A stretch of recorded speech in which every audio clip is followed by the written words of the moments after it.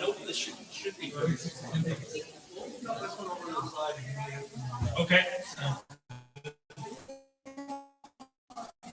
You think we'll go here?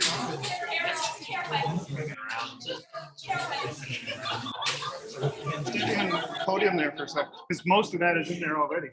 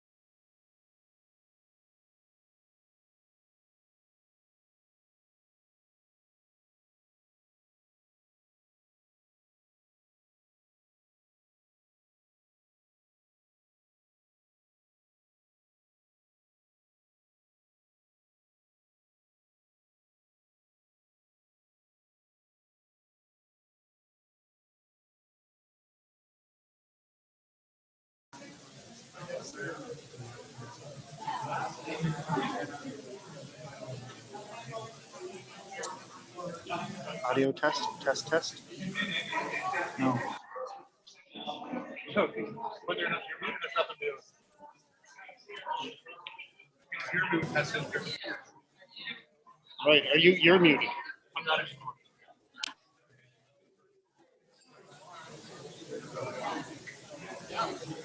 Test, test.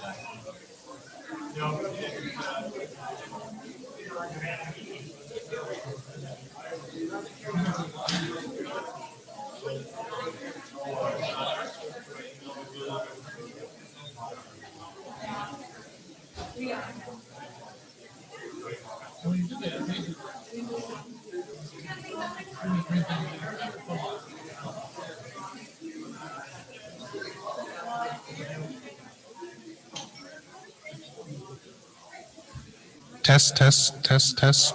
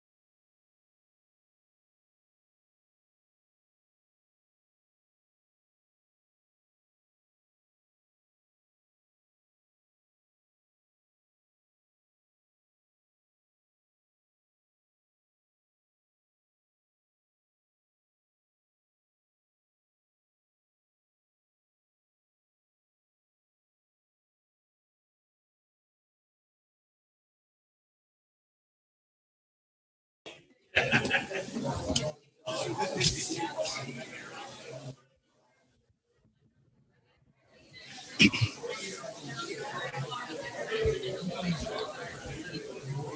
we on?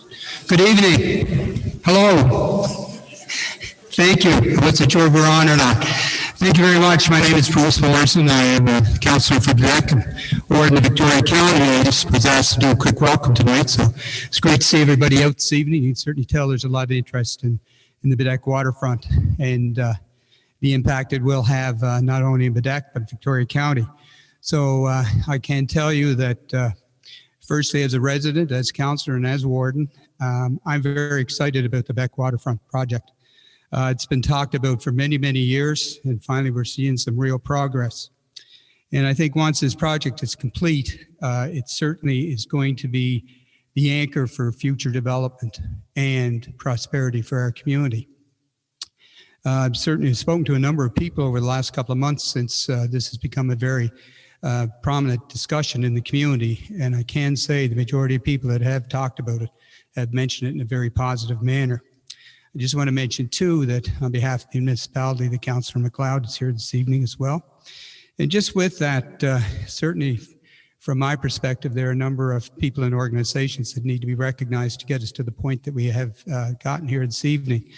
And I think with that, Adam Langley and the group from Develop Nova Scotia, they both had the confidence and the vision to see Baddeck as a great place to invest, and certainly their commitment to this community is excellent. ACOA has also provided substantial funding.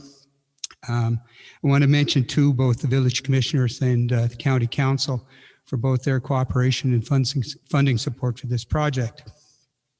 And last, and probably of most importance, we want to probably tip our hats to the Baddeck Waterfront Committee led by Bill Marchant and the group that he is with. And certainly on behalf of the community, I think we owe them a great debt of gratitude for not only accepting to take this, but leading us to the point where this project is right now. So I certainly would like to encourage you to stay part of the process as this project moves forward. And like most people, I am very interested to see how the session goes this evening, and I'm very interested to see what the feedback. So thank you and welcome.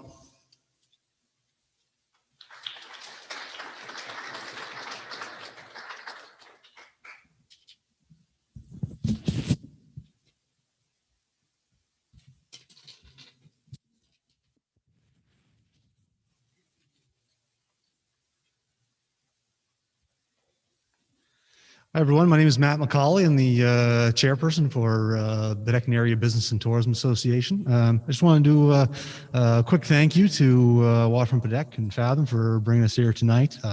We've been quite looking forward to a session like this for some time, and we certainly recognize the importance of the waterfront and the wharf as a pillar of our community. And yeah, and also we're really excited about this evening, and also just want to send a quick thank you to Don for your work or helping to organize this as well as part of our team. So thank you. I'll pass along to Steve from Baddeck Waterfront.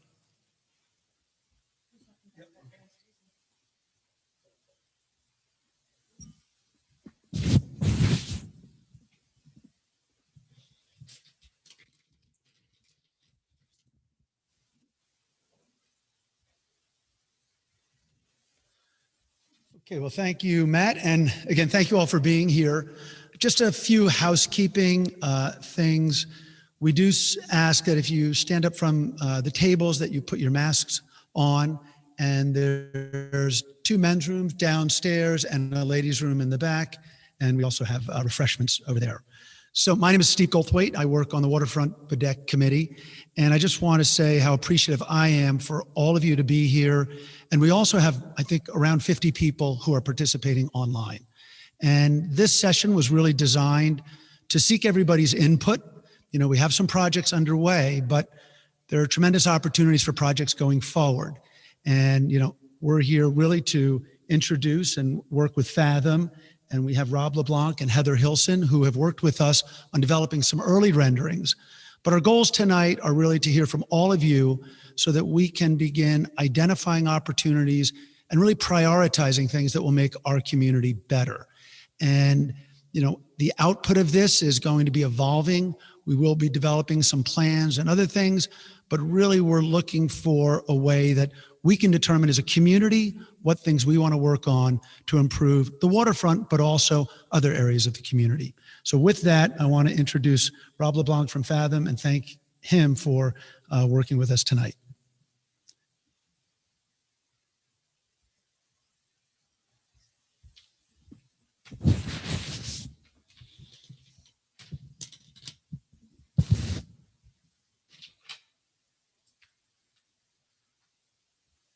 Well, thank you all for coming. It's been a while since we've been able to all get together, and hopefully we'll be able to do more of this in the near future.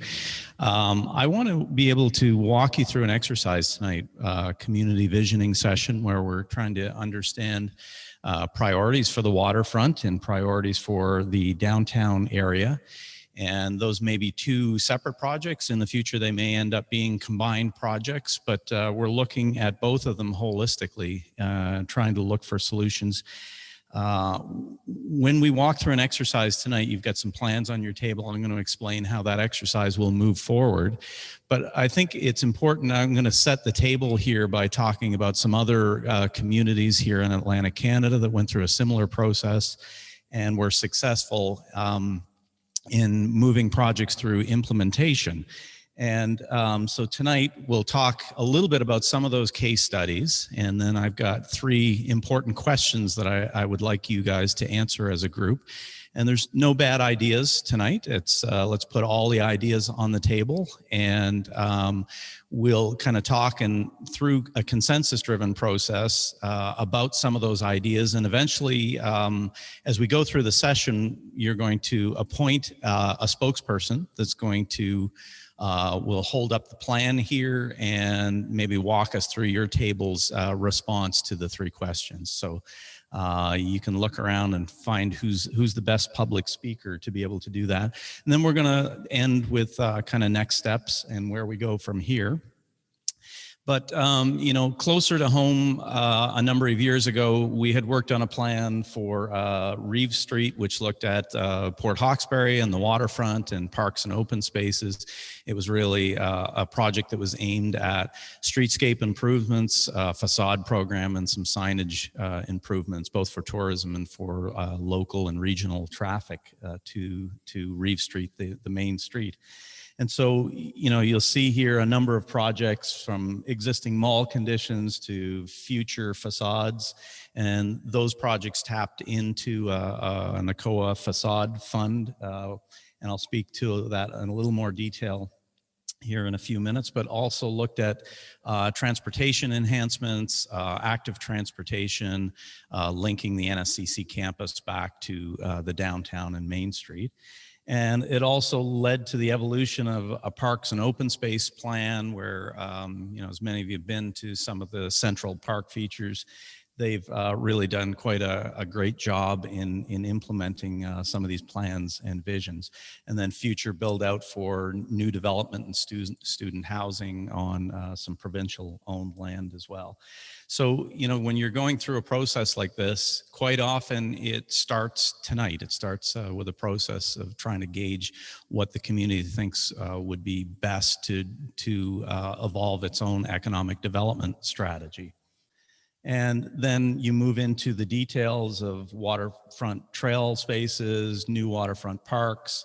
So, you know, it's tourism planning, it's parks and recreation planning, it's transportation planning, all those things form the basis of a plan.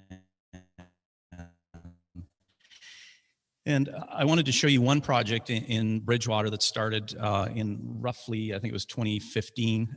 We had developed a downtown and a waterfront plan for Bridgewater.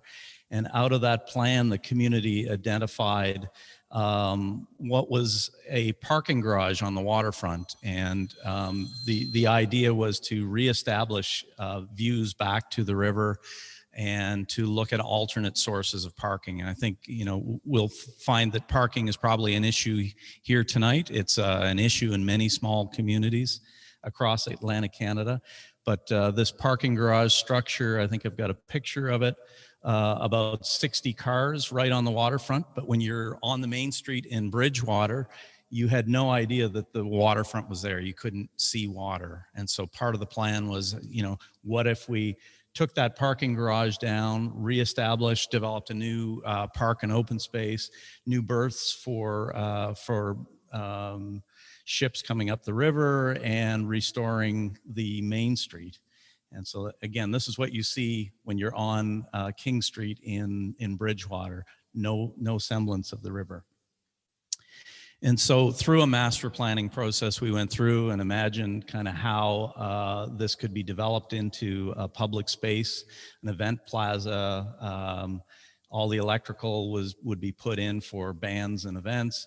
We'd keep a little piece vestige of the old parking garage that would hang out over the river, creating a look off, and then ramps down. And of course, that then went through construction drawings and was built. It was, you know, when we started this process, it was a $5 million project. And the idea of going through that process of defining what the community's vision would be helped to leverage a lot of the funds that were needed. And so there's, I like to say there's never a lack of funds, there's just a lack of vision. So tonight it's about trying to create that vision.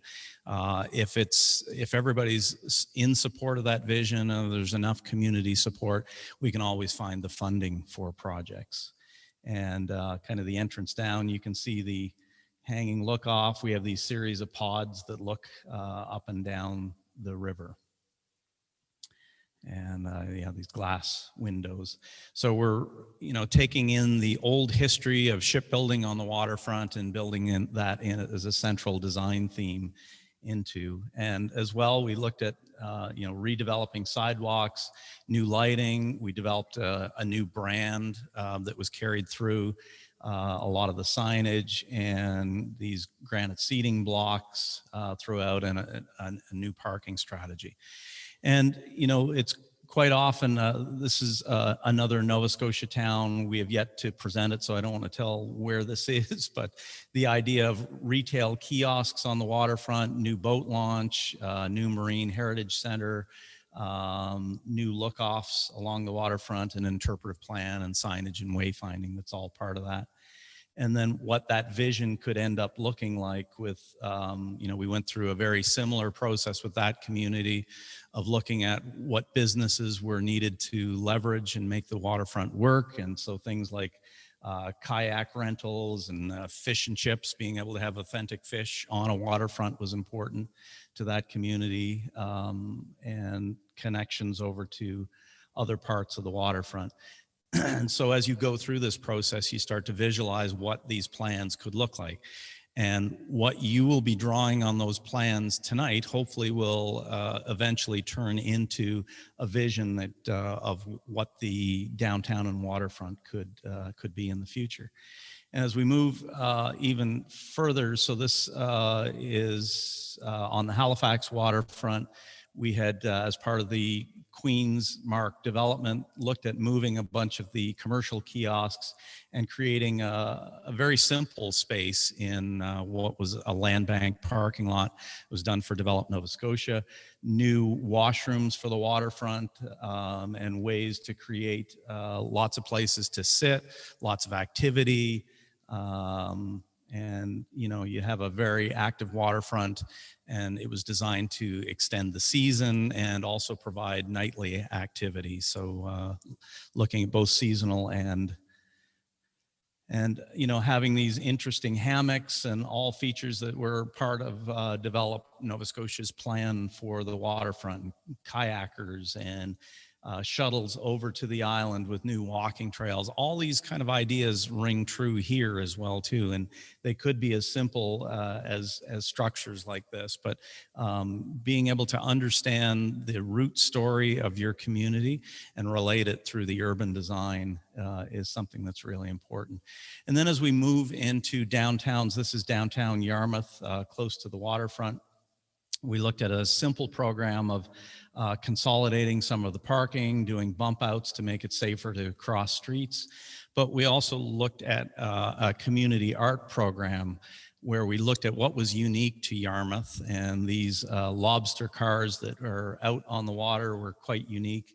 And the design team looked at how we could deconstruct those lobster cars into street art and little pavilions that would activate the street, being able to bring seating and kind of sidewalk cafes out. And so, you know, deconstructing one of those paint scheme and then developing and distributing them along the street.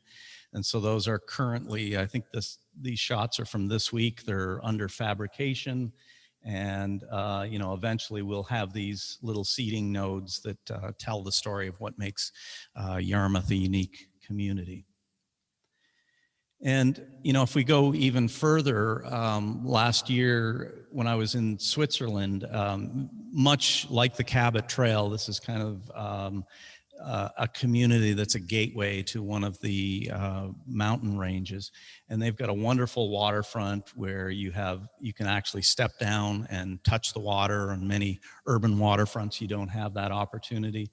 But they have what I like to call breadcrumbs. They're every 50, 100, 150 feet, you have activities. There's things that you can do.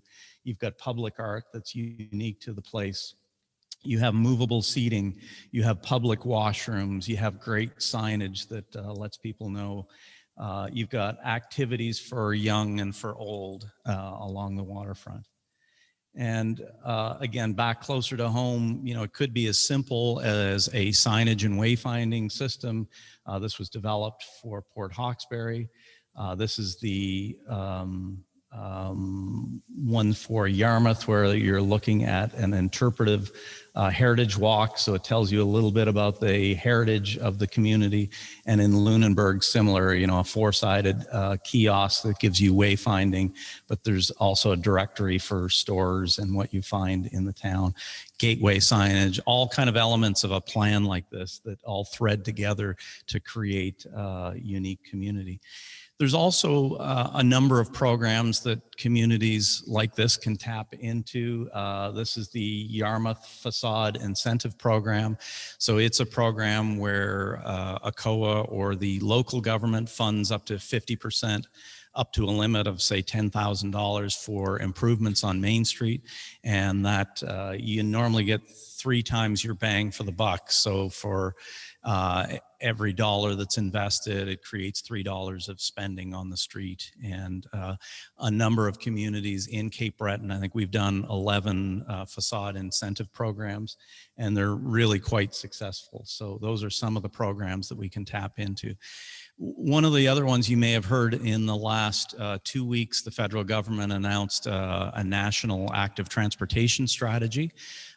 There's hundreds of millions of dollars that are going to communities to develop bike trails and active transportation networks, trail systems along waterfronts.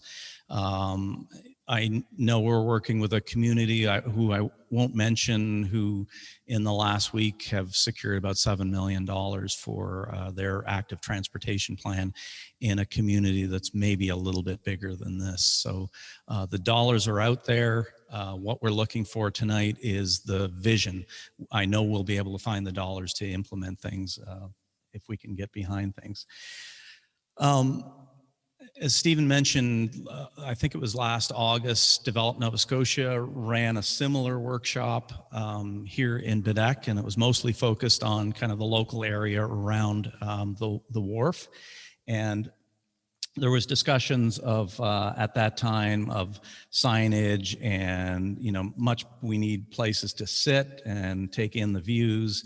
We need to expand commercial opportunities on the waterfront, better swimming venues. We need new public art. We need boat tours of the harbor, Kidston Island improvements. So all to say that some of this work has been started, and you know, I hope tonight we'll hear some of these things maybe distilled down in a little bit more detail. And I'm also really interested in the whole Bell story, and I think being able to weave that into the waterfront with a strong interpretive and public art theme could go a long way to making this place really unique. And so we've been working with Waterfront Baddeck on preparing just some very initial ideas for the wharf for Kidston, the park spaces that are around, future waterfront extensions, consolidating some of the parking and maybe getting a better parking count. And looking at the wharf itself, you know, is there opportunities for commercial on that wharf? Kind of one of the questions. Are there better places for maybe these kiosks or for commercial opportunities? And again, some of the themes here that we have on the side of the plan, we'd like to hear about tonight, you know, waterfront or boardwalk extension or improvement or repairs. The water level seemed very high today. It was crashing up over the edge. When we look at sea level rise, you know, can we tap into some of that federal funding to maybe raise the boardwalks and do some of the improvements as well? So again, active transportation and biking, I think there's great opportunities here. Public art, facade improvement program, wayfinding signage and branding for the community. You know, how do we brand this as the gateway to the Cabot Trail, but also the gateway to the Bredor? Kidston Island seems like an amazing opportunity. When you look at it on a map, it looks so far away, but when you're here, it's so close. And I think that's a real opportunity. And of course, the Bell Interpretive Trail idea, how can we work with some of the museum to get those stories out, to increase visitation there, but increase visitation to the community as well. And so as we go through this, we'll be starting to develop some concepts of what things could look like. We have these 3D fly-throughs. You can even put on virtual reality glasses and walk through what the community might look like 5 years or 10 years from now. So that's all coming hopefully in a next phase. It hasn't been, that funding hasn't been secured yet, but I think the interest level, just the number of people that we have online and people here tonight shows that there's a great interest in developing the waterfront and the downtown further. So hopefully we can use that to advance into the next phases. So the three exercises, I think we've left the questions on your table, and we want to take, because there's a lot of tables here tonight, and the plan is for each table to bring up your plan, and we've got a camera here so we can hopefully flash it up, your plan on the screen, is be able to respond to these over the next maybe 10 minutes per question.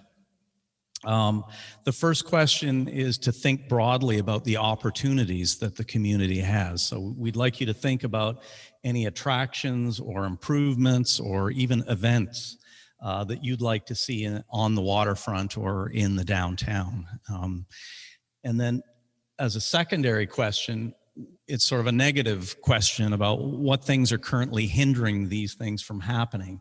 Our enjoyment of the waterfront and downtown. Do we need better trail connections? Do we need better bike? Is parking an issue? Do we need more diverse commercial uses in our core? Are there other land uses that we need to address to fix some of the problems? And then lastly, we would like you to talk through a consensus process of trying to define your top 5 projects. And we'd like you to tell us why the sequencing is important. So what's your number 1 project that you would start out with, and how might that leverage your second priority project and your third?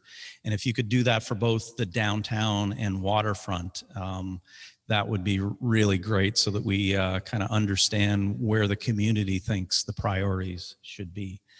So with that, on each table, you have a plan.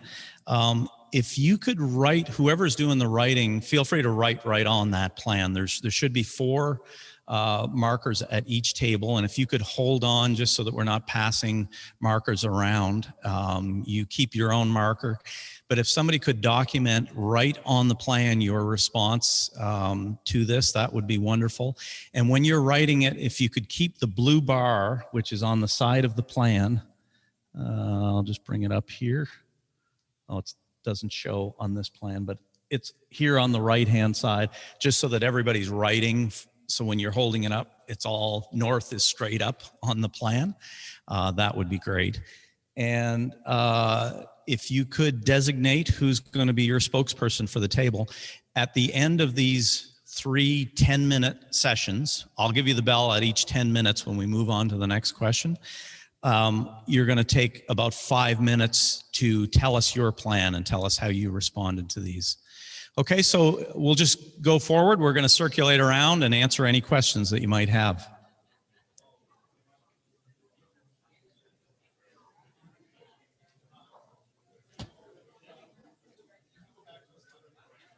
Yep.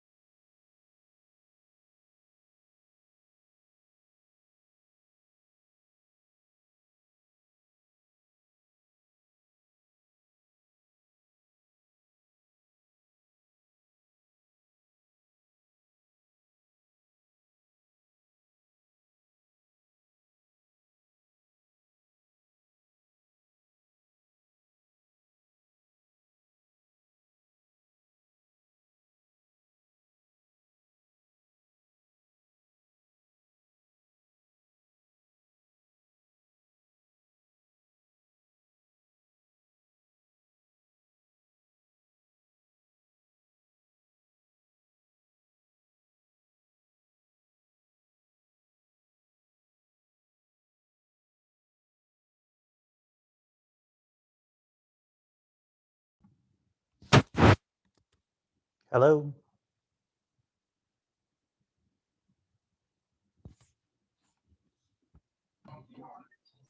Hello, Andrew. Can you hear me? Yeah, hi there. Okay, I'm going to let everybody allow to talk, and that way you guys can chat through things as well. The people in the room won't hear you guys, unfortunately, but we're trying to work with this as best we can as well. That's okay. How many people are we speaking to here? So there's 44 people online at the moment. Is there any, there's no way to break this down in there, Dan? What's that? Sorry? There's no way to break us down into smaller groups, is there? Through this section, I don't think there is. If we were in a regular meeting, we could probably break some into rooms, but with the webinar, we're limited to this. For now, if I figure out a way, I'll let you know. Okay.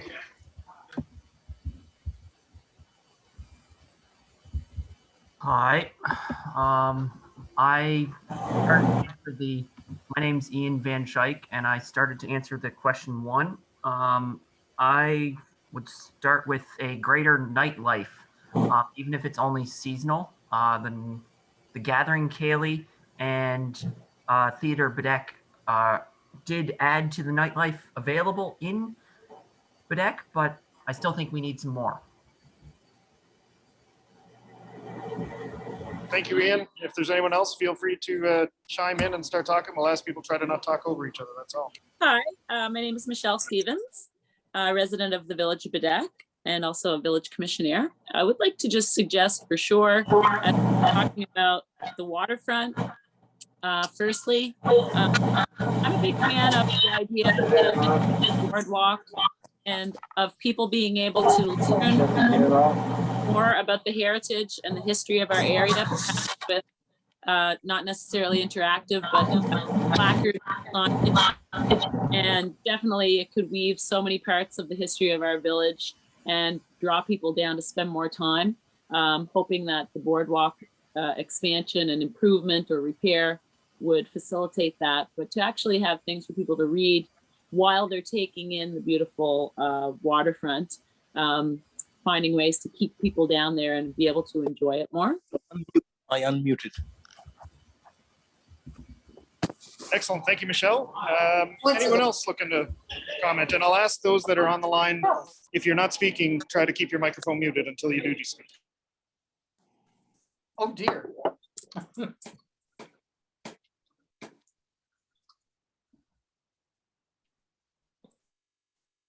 I would also like, this is Michelle again, haha. I would also like to just throw in there that insofar as the waterfront is concerned, as the host has mentioned, Kidston Landing is a little bit of a draw, obviously, for people when they're standing on the shore. If we could make it easier for longer periods of the season and actually a full day for people to get over there and to carry that energy from the shore of the village of Baddeck over to Kidston Island, where they could actually explore it and view Baddeck from the island, view the lighthouse up close. I know we've been very fortunate to have the Lions Club running it, but maybe we could take a greater active role in that. Excellent point. Thank you. Anyone else want to talk about attractions or improvements to the waterfront or downtown Baddeck? My name's Ian again. I would definitely second that Kidston Island thought. It's I wouldn't say untapped, underutilized would be the best way to put it, resource that we have. Hi, this is Reed Blinn, seasonal resident of Baddeck, and along the lines of the island, I've often thought that, just a harbor tour, if that were available, would be interesting to keep people a little bit longer along the waterfront.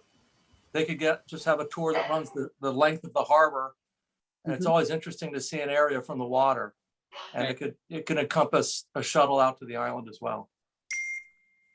Brilliant. I think that's just a wonderful idea.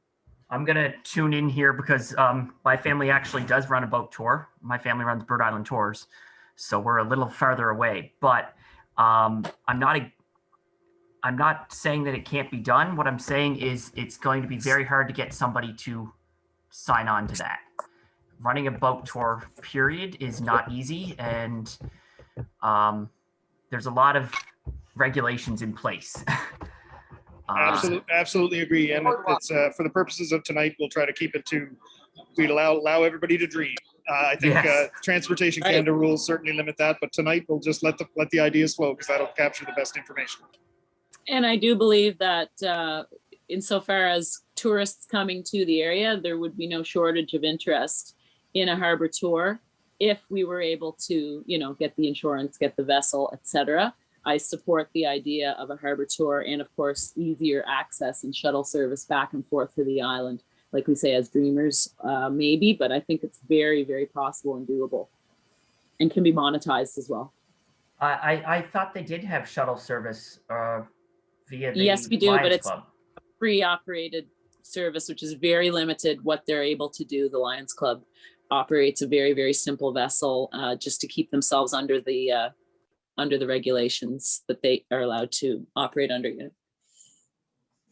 And it is Good a job, service Michelle. towards- So this is Megan Cooper. I work with Michelle Stevens as the CAO for Baddeck and the clerk treasurer.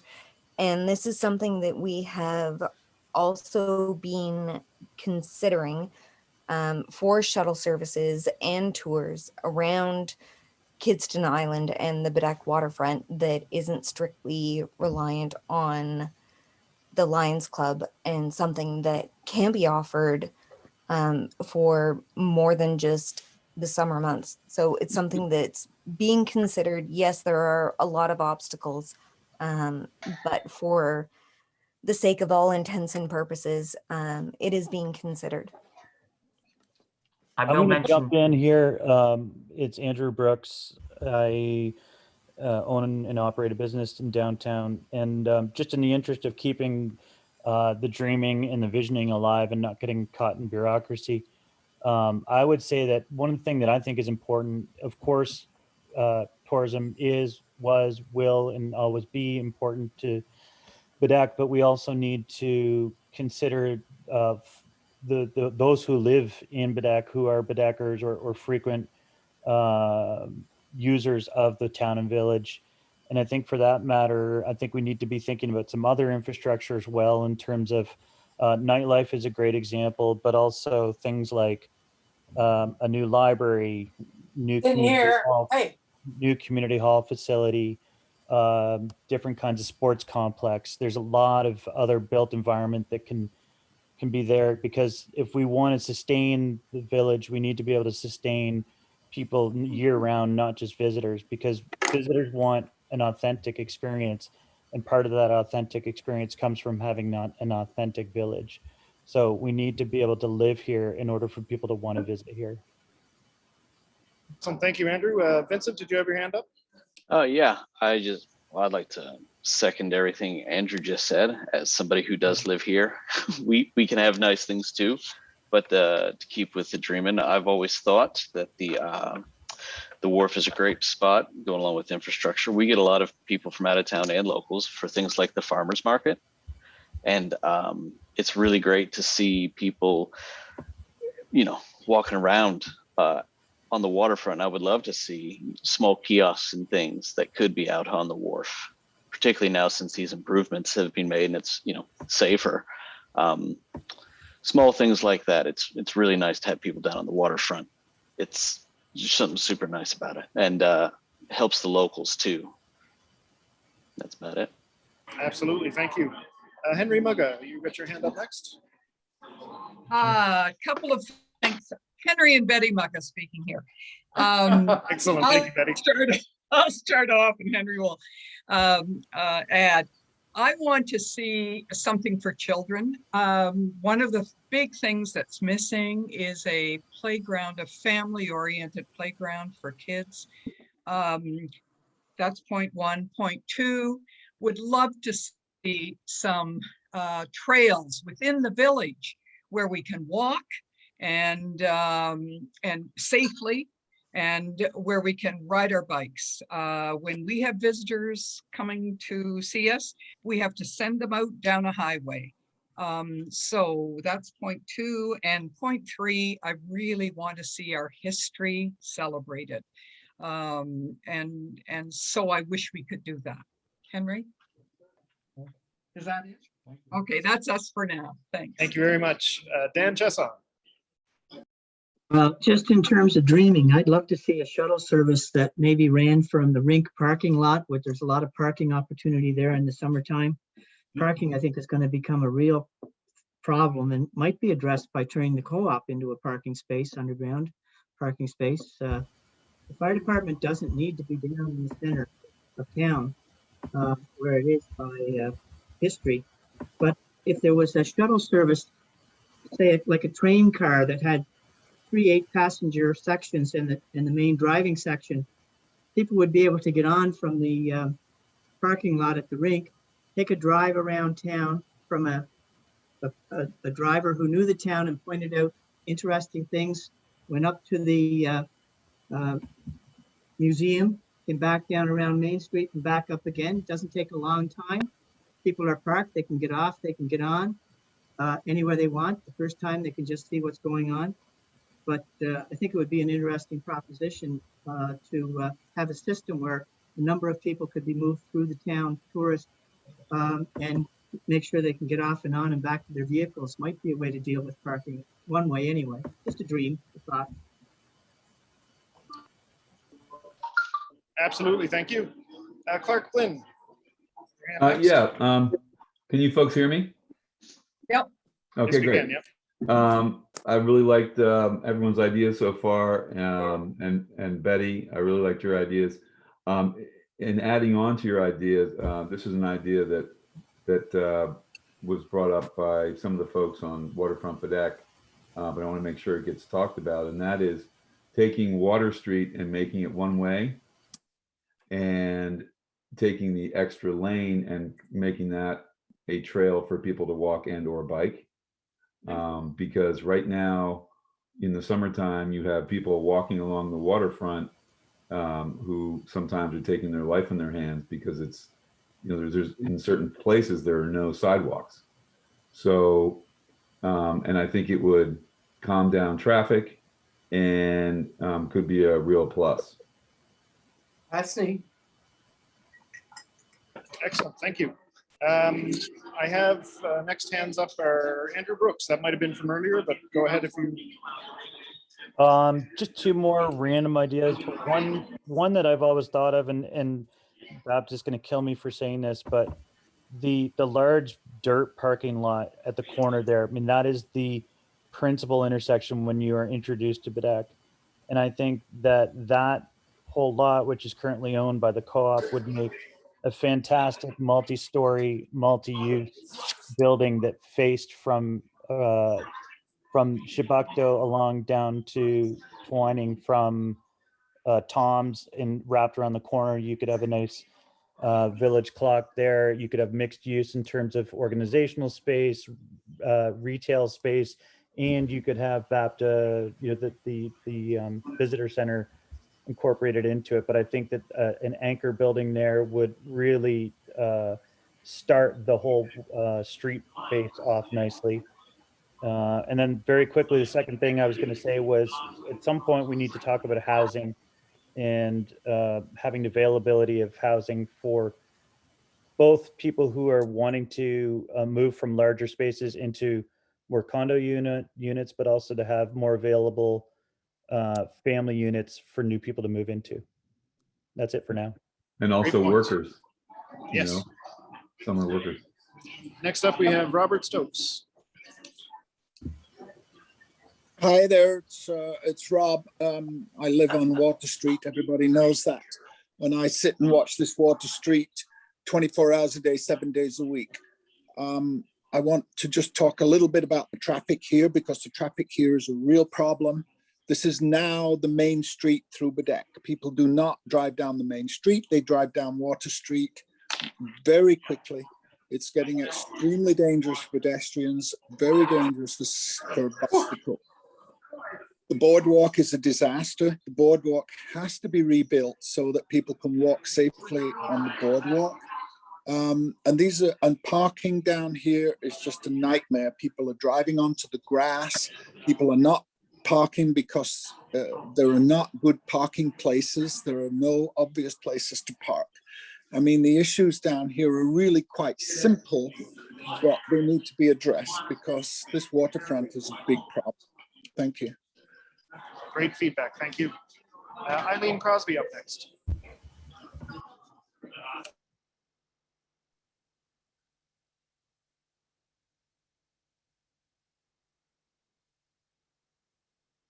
Uh-oh.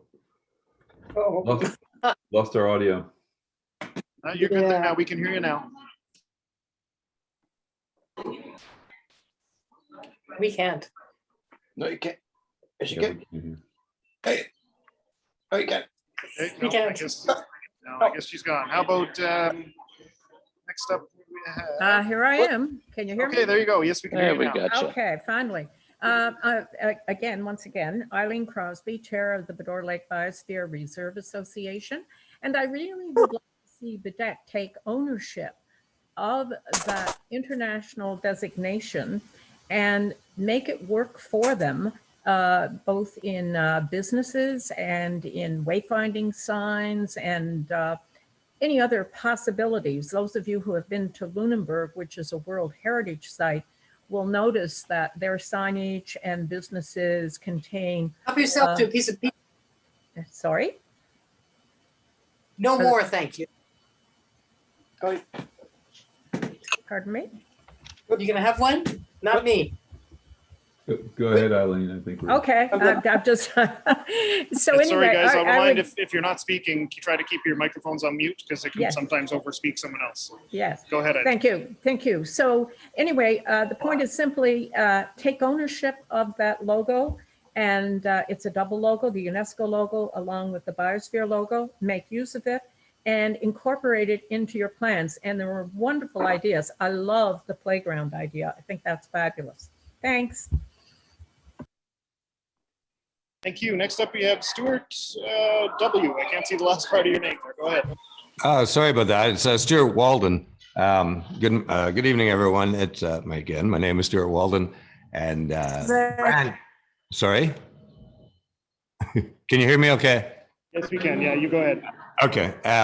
Brand new to the village. So brand new. My wife is still in Ontario because we've just closed a deal on our house back there, so we can pack up and move everything here for the rest of our world. Love this meeting. For question one, I've got a couple of items that I am brand new, so I have no idea if I'm speaking in the right area or not, but I'll just give her a go. I love the concept of a shuttle or a ferry service, like a recurring ferry service back and forth to Kidston Island. Now, I'm not sure what you can do on Kidston Island, but I would love to see bike trails and boardwalks and basically turn the space into parks and picnic area.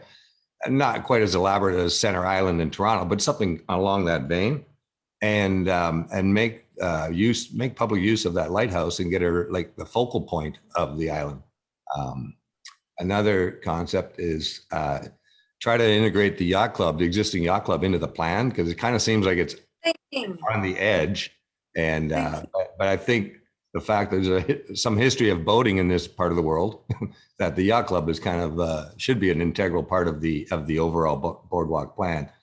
But obviously that would entail some serious repairs and upgrades and redesign the facade, in my opinion, and show some history of the Bredor Lakes area and the history of boating, and stress very much that public can actually visit the club. It's not, I mean, it is a members club, but I mean, it's open to the public, as most people in the village probably know about with the trivia nights and stuff like that and the music nights. But it just doesn't seem like for tourists that it's a place they can just walk into. And I love the idea of the shuttle from Dan. And I'd like to see that expanded to, like I've been here before. I've been coming here since 1998, thanks to John Allen Cameron, who told me about the Celtic Colors Festival, the bugger. But expand that to include the buses, because I recall when the town's in swing in the summertime, there's a heck of a lot of buses taking up the main street. So if there's a space with a shuttle train touring the village and drop off, drop on, drop off, drop on, if you can accommodate the buses for that too, I think that'd be awesome. And that boardwalk for sure along the waterfront, unfortunately, is sagging, but it's also too narrow. You want a boardwalk that can take two families going each direction, at least that wide anyway. And the one-way idea on the main, the Water Street, I think is a good idea as well. That's it for me for now. Thank you. Great, thank you, Stuart, and welcome to the village, and thank you for your input and participation. Sure. Thank you. Next up, I think we have Michelle Stevens with your hand up again. That could be from earlier, but go ahead if you want.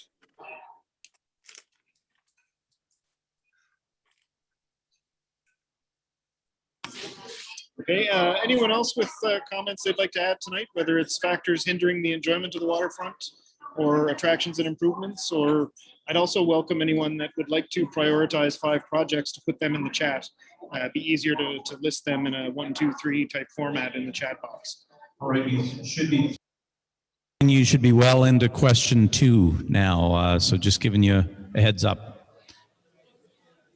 Okay, we got some hands up. Sorry, guys, we got some hands up. I'll try to go by that. Clark, you've got your hand there. Yeah. 5 to 8. One of the main issues that affects Chubbucto Street has been the deterioration of our retail, and so we need to. And I don't know what the answer is. I don't know if it's facade improvement or what it is, but I mean, there've been a lot of different reasons for some of the main, principal stores going out, like Kidston's Landing and Blue Heron and so forth. But there needs to be retail rejuvenation on Chubbucto, and there are some retail businesses that are extremely successful on Chubbucto, so it can be done, and needs to be focused on. The restaurant.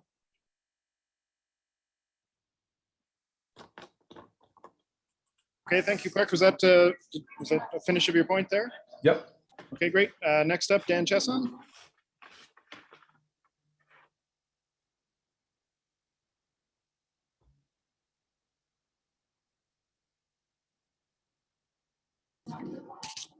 Okay, let's move on to Ian again, Ian Van Schaik. Hi, it's a hindrance, I guess, and it affects both the waterfront and downtown. Several people have mentioned it already, but I'll just add my name to the list. Parking, if it's not a COVID-19 2020 last year, parking is normally horrendous in downtown Baddeck. And it does affect the waterfront because you usually end up trying to find parking down there as well. So in order to attract people that are staying directly in the hotels, we need a place for them to park. And it needs to be within walking distance of downtown, but like it was mentioned in the intro, if you will, it can't block our waterfront view any more than it already is. So I do agree with the idea of a central building in that gravel parking lot that currently serves the Tourist Bureau. That is a good idea. I don't know how that can be incorporated with more parking, but that's to be seen. Great, thank you. Dan Chesson, you up next? Yeah, sorry, I was on mute last time. That's okay. To me, in this whole discussion, the elephant in the room has been the Baddeck Volunteer Fire Department building and the old co-op. They house a daycare and they house a library. Andrew's talked about a library and he knows where it is now, and he's talking about a different location now for that. But those buildings, I think, to try to develop the waterfront without taking those two critical buildings at the corner of the waterfront area into consideration and making some hard decisions about what to do with it, is to just not pay attention to what's really going on down there, I think. And the Baddeck Volunteer Fire Department has no vested interest in being in that specific location. It's very dangerous in the summertime when there's an alarm to move out of that area and back in again as well. I'm reminded when people come to Baddeck from other provinces and other states, I think when they're downtown, they think they're in Disney World. They can cross the street wherever they want and wherever they want, and they don't have to pay attention to anything. Might be they're mesmerized by the beauty of the village and all that goes on, but those two buildings, I think we really have to concentrate on those two buildings and how we're going to deal with it. And are we going to move the fire department? Are we going to make those high utility buildings for the type of location? It addresses the question too of downtown commercial businesses as well as community needs. Excellent points, and thank you for bringing out the elephant. Always great to hear that. Next up, Andrew Brooks. Thanks, Dan, and thanks, previous Dan. I think you make an excellent point, Dan Chesson. My multi-million-dollar dream has for long been, and I know there's different motivations and different potential movements with the library, but you know, with respect to the history that has come before us on those places, those buildings are definitely aging and are becoming more difficult to house the things that need to happen in downtown. I mean, I think that by considering a new structure that ran from Jones Street to the edge of the existing fire department, I think there could be a tremendous multi-use building there with lots of glass overlooking the waterfront. I mean, Ian mentioned a great point earlier in terms of keeping about sight lines. And one of the things that, while there are some homes that take full advantage of looking at the waterfront, and of course the yacht club does, it's amazing how much our main street doesn't actually necessarily have good viewpoints to the waterfront. And I think multi-story glass overlooking it from a community / library / what have you, farmers market venue would be tremendous. The other thing that I was going to add to our wish list is it's 2 words: dog park, and that's it. Thank you, Andrew. Clark Lynn, we have up next, and then I'm going to put it open to the floor in case people are having trouble raising their hand and give them an opportunity. Go ahead, Clark. Sure. There are two infrastructure issues that need to be addressed on the waterfront. And one is the sewer/stormwater issue that the yacht club is suffering from, as well as other folks along Water Street. And that's something that, I don't know if it's the province or someone's going to, the county, someone's going to have to bite the bullet and fix that, because it's definitely a hindrance. The second thing is public washrooms. We need a more robust public washroom presence down at the waterfront, near the yacht club and the main wharf. It's not sufficient now. Excellent. Thank you, Clark. Now I'll ask anyone that hasn't been able to raise their hand or hasn't spoken yet, is there anyone that would like to say a few words? I'll give you 3 seconds before we call on the next hand raiser.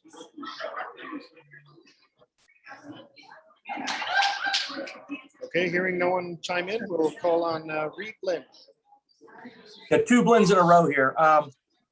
There's a lot. one hindrance, one kind of longer term thing we need to look at, which is the Kidston Island erosion on the eastern side behind the lighthouse. We need to keep an eye that doesn't breach, like we've seen a breach down the bay in the last couple of years. And if that breaches, then you kind of lose the beach and the whole character of Kidston. So we should keep an eye on that. Absolutely. Excellent. Thank you. Next up, Andrew Crossan. Hi, Andrew Crossan here. Just an observation. You've done a great thing with the freight shed last year. We enjoyed spending time there. I would suggest trying to find a way to have a couple of more, maybe smaller commercial venues there, selling something just to attract more people, whether it's on the dock or along the shore there. Thank you. Thank you, Andrew. Michelle, I didn't realize you weren't able to talk there for a while, so Hi. go ahead. That's okay. So I'm looking back at some of the things, and as far as question number 2 goes, and hindrances, and we're looking at parking, we're looking at congestion, we're looking at safety, we're looking at erosion, we're looking at buildings that are underused, areas that are underused. I think as a group, we've come a long way with that second part. And the first part, I think we have consensus on us needing better walking areas, safer walking areas, maybe play area, historical heritage information. We're talking about getting people around the village, whether it's with better walking or with shuttles. I think there's so many great ideas that have come through our little discussion if we're in a small table. I just wanted to kind of summarize some of the things that were brought up, and I really love the UNESCO tying that in. I think that was a really key thing that was brought up there.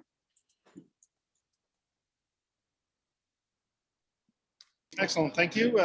Next hand we have is Reed Lynn again. Go ahead, Reed.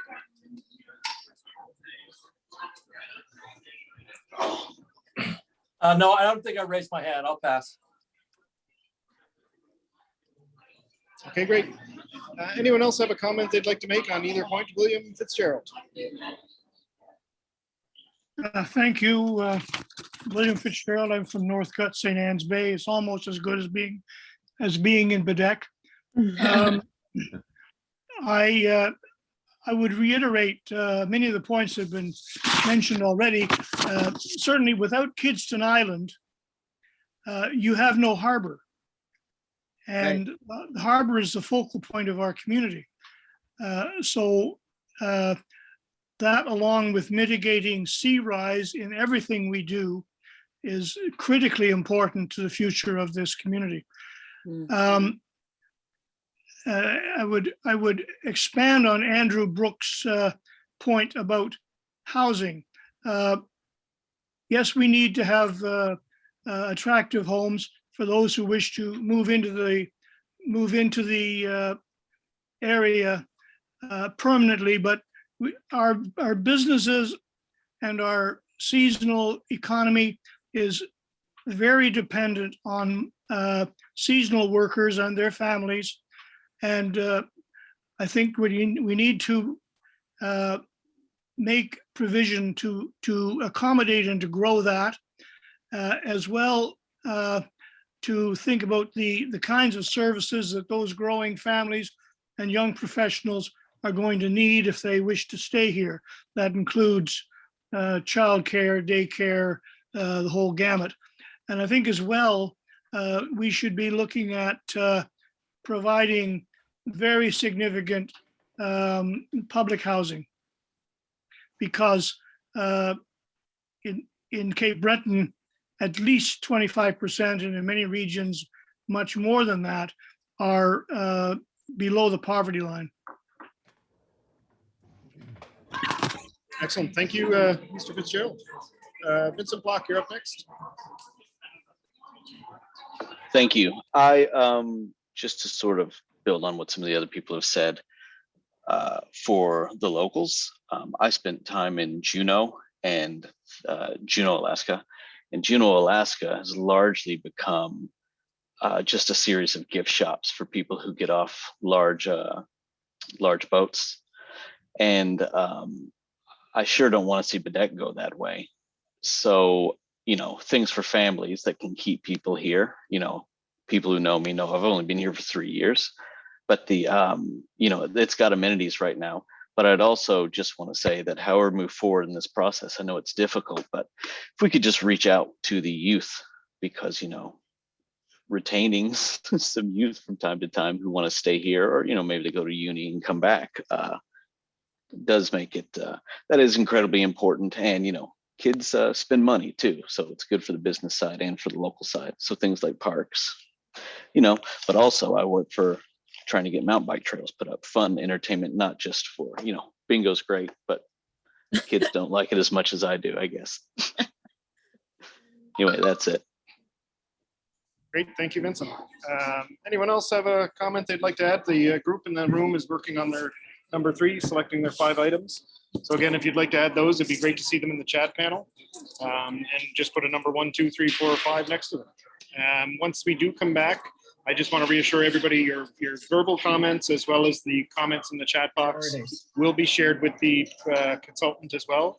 We won't be able to share them within the room once we come back online, but all of the comments are captured and will be shared with files, audio files and chat files to the consultant and the group organizers. So thank you all for your feedback, and feel free to continue if anyone has a comment.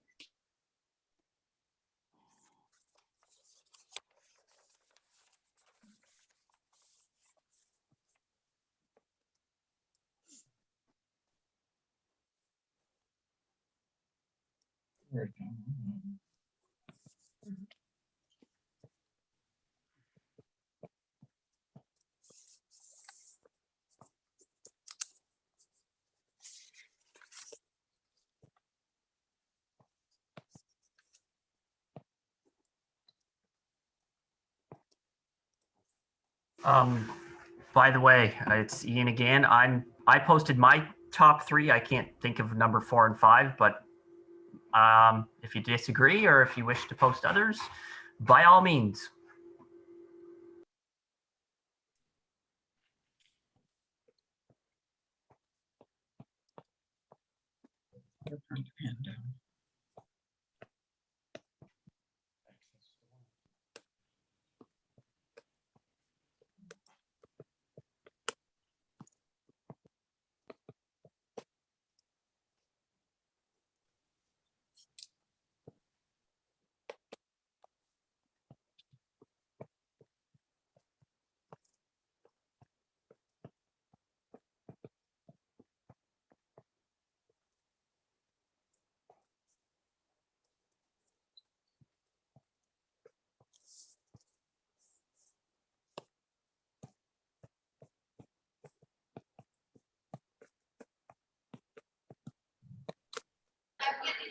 So folks, we got about 2 minutes left here.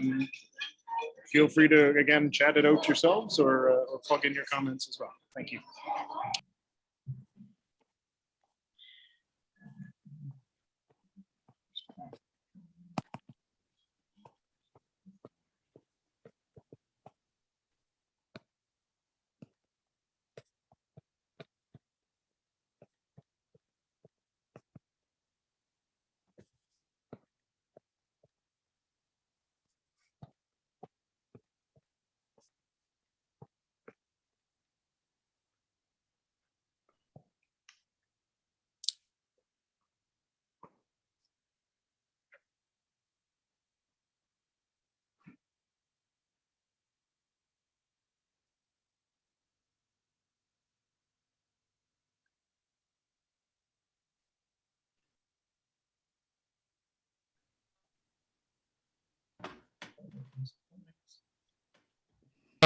from the front of the room. I'm going to grab this table's plan. We'll kind of move from the front. I'm going to pin up your, and if you want to point anything out on your plan, you've got, there's a laser pointer. Actually, no, you can't use that because everybody will be touching it. So you'll have to use your old-fashioned pointer. And if we could keep the presentations to kind of under 5 minutes, there's 15 tables here that we'll have to present, and we're trying to get out by 9 o'clock, which is 45 minutes from now. So, okay, so I'm going to start with.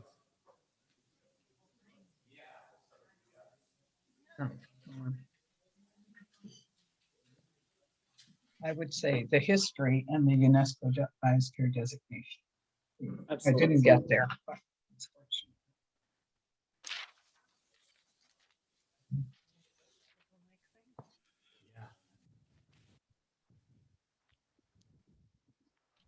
Wastewater. Take the mic in hand.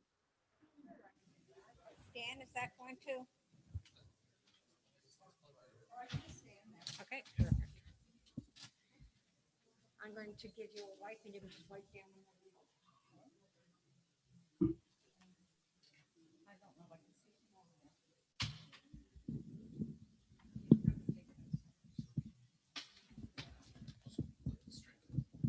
This way? Okay, I'm just gonna leave this in.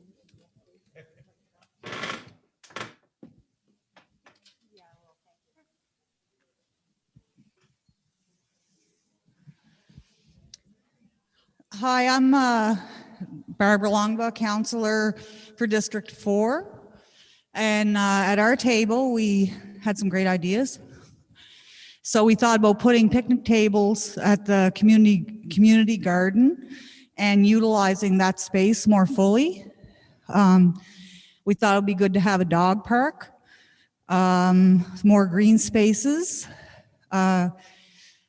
more night mood lighting, a launch site for small watercraft, i.e. like canoes and kayaks, and also rentals, and have that area, the launch sites, well signed.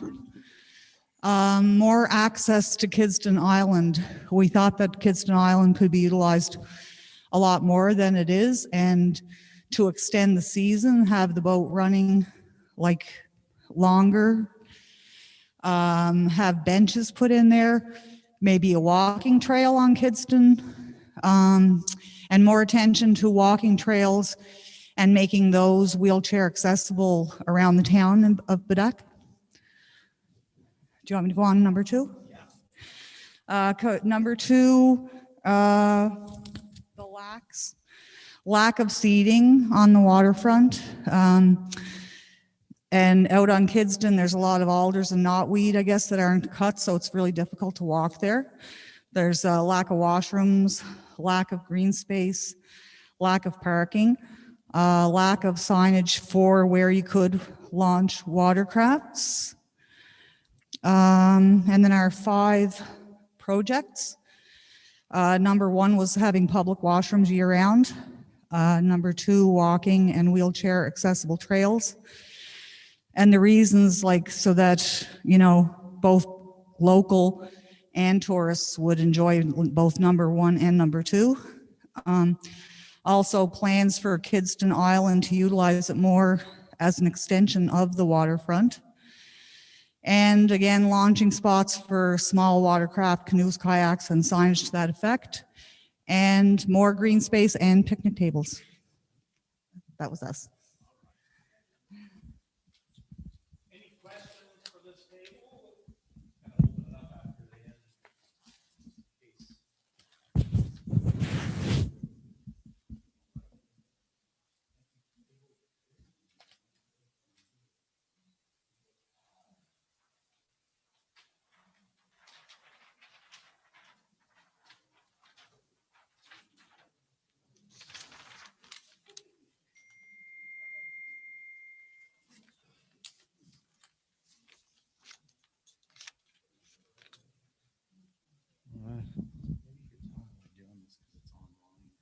What's that again? There's 50 people online that are seeing these plans.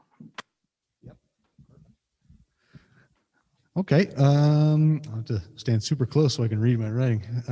So the attractions improvements that we felt were important were, geez, what the heck does that say? Who wrote that?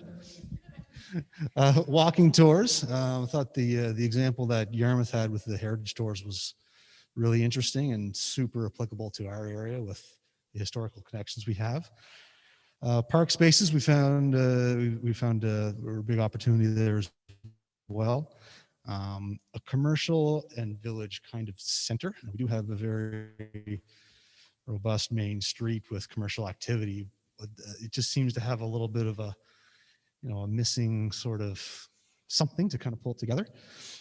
The tennis court area here off of Shore Road has been talked about a lot about developing in some way, shape, or form, whether it be a park space or a theater or bike park or what have you.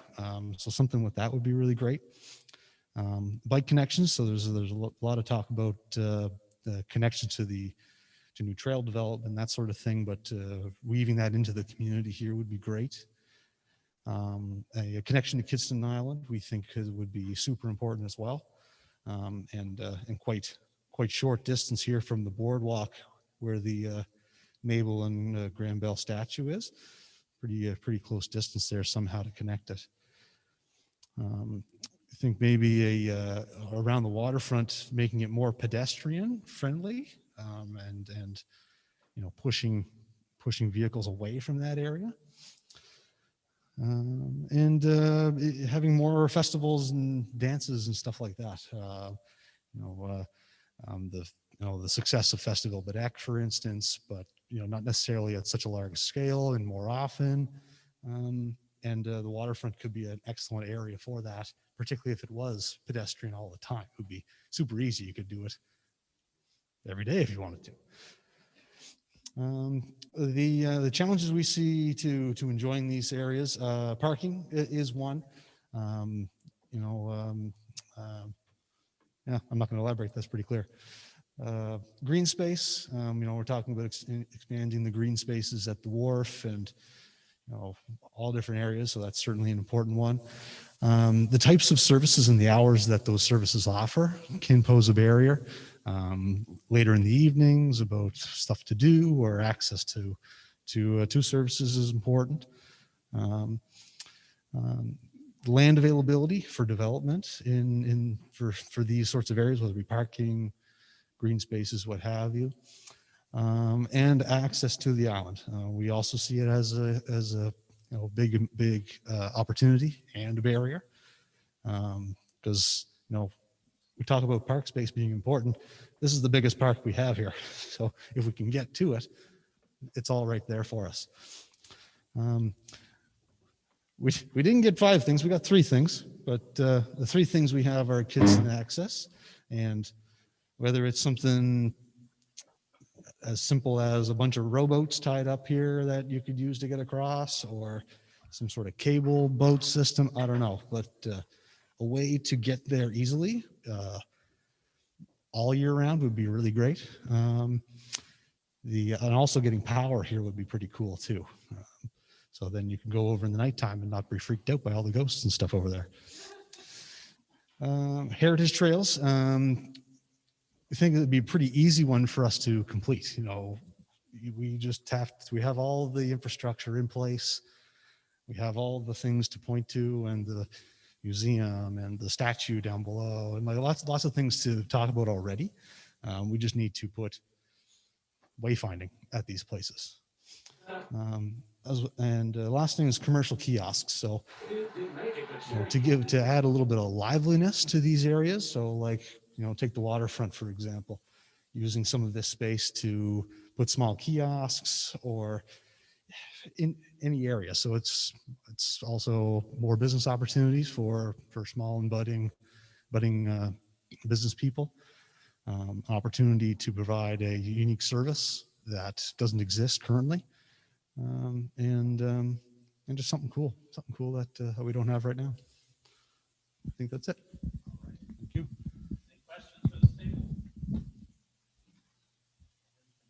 Thank you.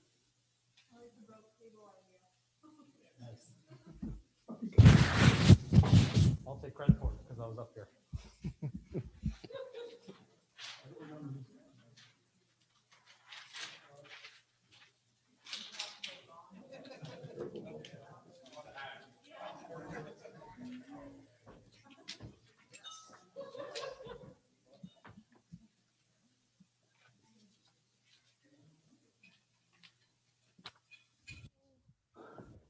Hello, everybody in the room. Shout out to my fans online. There we go. So I'm not going to be too repetitious. I think there's a lot of good points raised by the first and second group. Our table are big advocates for increased parking, more toilet facilities, things that will be open past 7 p.m. or 6 p.m. There's a lot of interest in commercial development in the form of kiosks, specifically on the wharf itself, and touching on a lot of what I heard from groups 1 and 2 would be interesting things to do on Kidston Island and really integrating that more into our plans. And something that hasn't been mentioned yet is the physical preservation of the island. So something along the lines of breakwaters, and we know that the beach currently on Kidston Island is eroding and in fear of maybe not being there anymore. So we are interested in really incorporating that into the future as well. Thank you.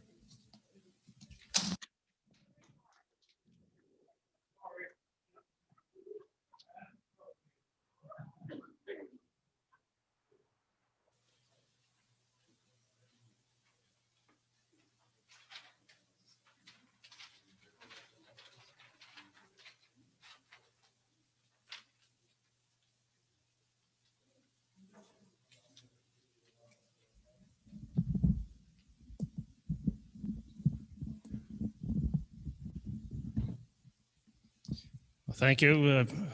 My name is Paul Jamieson, and welcome tonight to everybody that's online and those that showed up. It's a great venue tonight, and it's glad to see almost every seat is filled. I won't take long. A lot of the topics mentioned, again, are similar, but a little bit different. Being left-handed, I'm going to stand on this side, I think.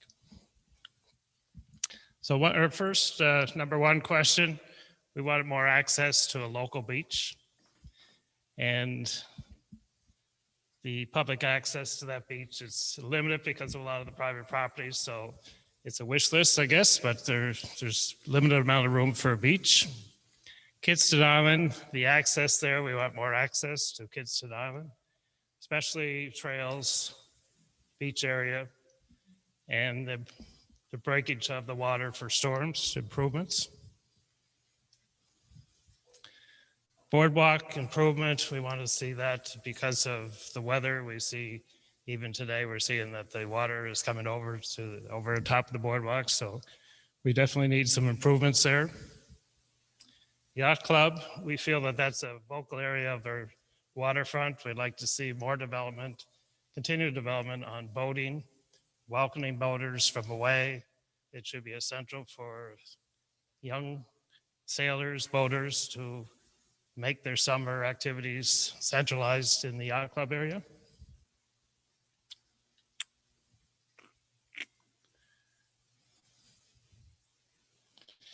Community walking and hiking trails, we feel should be improved anywhere downtown or down in the village area and on the waterfront. Second question, what's hindering us? I'm having trouble reading the parking is one of the major hindrances here. We have limited amount of parking. We'll have to decide where the parking would eventually take place, but we do need more parking. We need access from coming downtown into the waterfront areas. It's a hilly area for some older folks. It's difficult to walk, so we may need some sort of a local transportation network to get people from the village area down to the waterfront.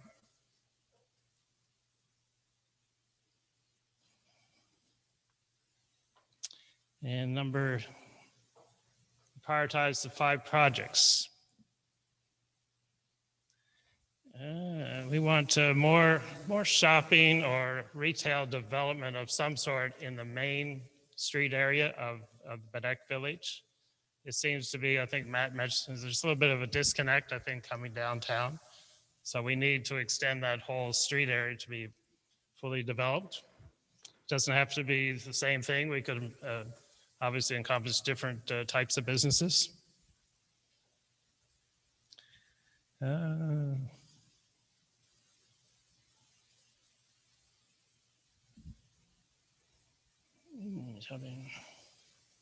We also feel that we have to welcome boaters when they come from away, make it access so that when they do tie up or have a mooring or anchor on the side, they have to have room to bring their own tenders in. We have to welcome groups that will come from away and enjoy the Bador Lakes, because the Bador Lakes is certainly a major attraction that has to be developed and to bring more boaters to come to Baddeck as well, whether any size. And I'll leave it like that because I know we have a lot of tables to speak. Thank you.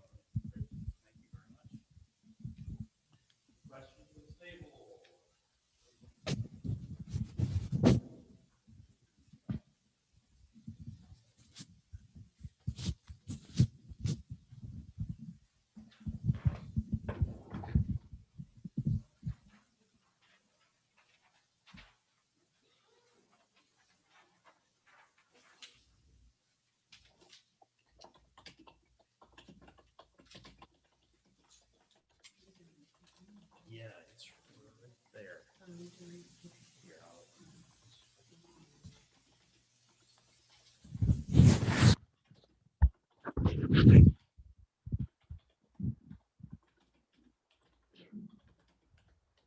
Hi, I'm a teacher from Ontario, and I just want to start that off right away because Leo Founds came up with an amazing idea, which the three of us really liked. They're over at the table. Kids first, and the Maritimes did that really well during COVID. We didn't open the bars and the restaurants, we kept the kids in school. Didn't happen anywhere else, and it's an amazing thing that happened here. So with that sentiment, I'm hoping that Henry Fuller will excuse our boldness, and a few other people in the room may be offended by our rather bold vision, but we were wondering whether or not we could think about taking the kids again and putting them all in a very safe area of the community and close to the school. So such things as the boatyard that Mr. Fuller owns and the school and other surrounding property perhaps could be considered for things like a daycare, a new library, nursery school, maybe even the junior BYC, swimming, community center, kayaking, paddle boarding.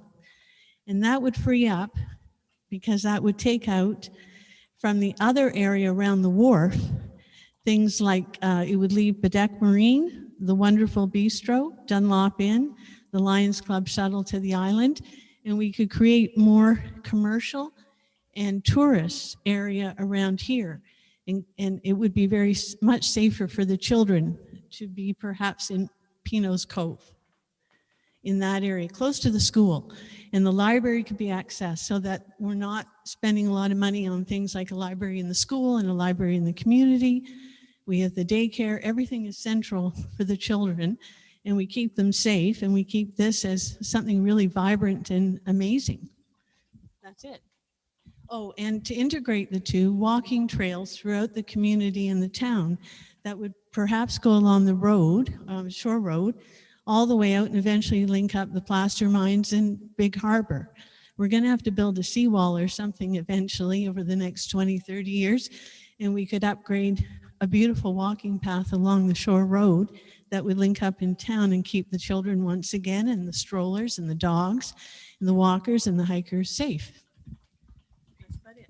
All right. Thank you very much. You're welcome.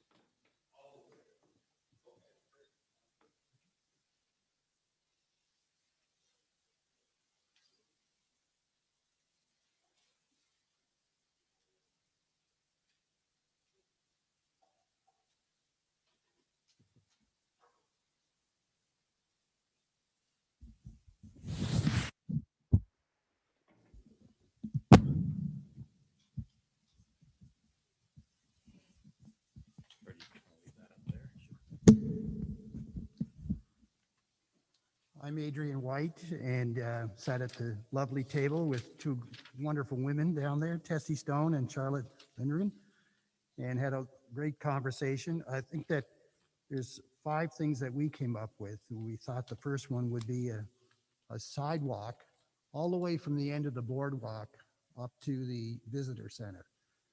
And that would allow a complete loop for all of the tourists. It would be a lovely walk for the residents as well. You would be off the street, and most people that are doing that walk, and a lot of people that do that walk that are locals with dogs, etc., are all on the street. So we consider that to be a little bit dangerous, but it would be nice to do that. Now you have a lot of private landowners along that route as well. So there had to be a sit down. Two ladies at our table felt that they were reasonable people for a reasonable discussion. So we thought that was a possibility. The other thing we thought would be great for the village would be a new cultural center, something that's a theater type environment. Inverary has a lovely facility here for sure, but something that would host live theater, something that would host music, something that would host a lecture year-round, that would draw people into the community to enjoy the facilities that we currently have, and the restaurants and shops would benefit from that as well. As was said earlier by some others, develop the Kidston Island as an ecotourism destination. I think new trails, better access to the island, off-grid cabins, and improvement to the beaches over there would all be a welcome initiative, and one that is right now severely underdeveloped as we saw it anyway. One of the things that was of concern for people who live here year-round was to not over-commercialize the existing waterfront as we know it today. Be cautious with any build-out of any kiosks that are going to be put in that spot. And lastly, keep the uniqueness of the Baddeck identity. It is the home of Alexander Graham Bell and is promoted like that. We just didn't want to see it as a Coney Island or a Six Flags destination. So that's what we had.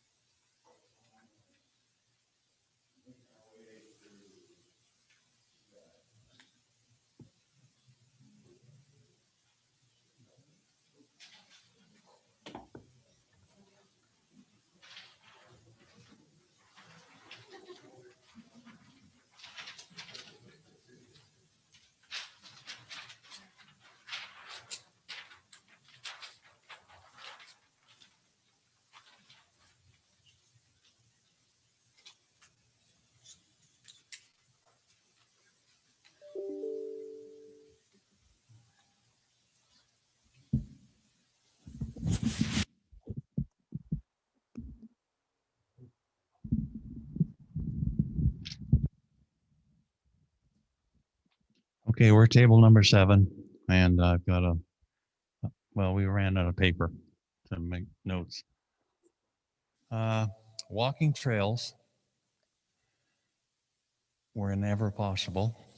The best proposal we have is to make Water Street during the tourist season one way from the yacht club all the way to the corner and up around to Academy Street.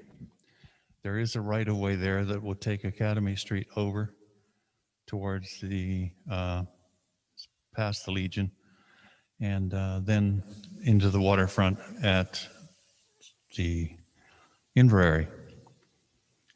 That'd be one way, no trucks.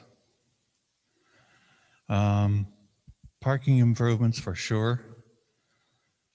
Rink parking for the tour buses. That's where they would be marshaled when they bring tourists. They can drop them off on the trail on the waterfront, but they have to go up to the rink and wait.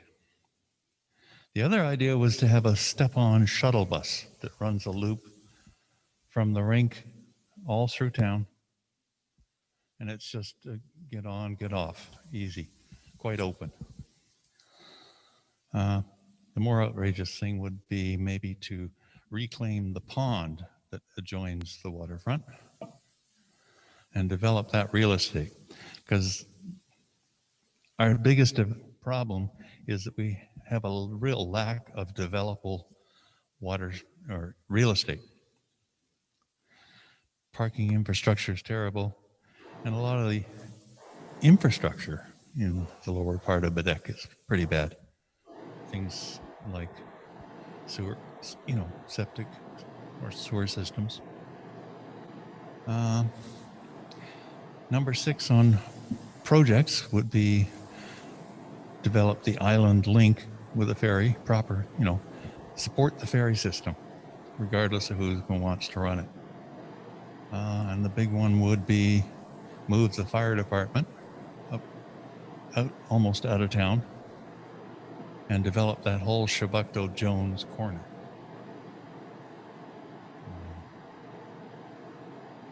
All of this is dependent that we have to really be concerned about sea level rise, because that's going to have a huge effect on Baddeck. Halifax is planning for 6 feet by year 2050. You can imagine what 6 feet of sea level rise would do to the waterfront. Okay, question 2, develop sea level rise and flooding is an issue. Lack of real estate, parking infrastructure, and old infrastructure. Question 3, what was that? Oh, do. Yeah, in priorities. Well, the priority is everything must consider sea level rise. Parking improvement, bus marshalling rink. 3 would be the boardwalk trail. And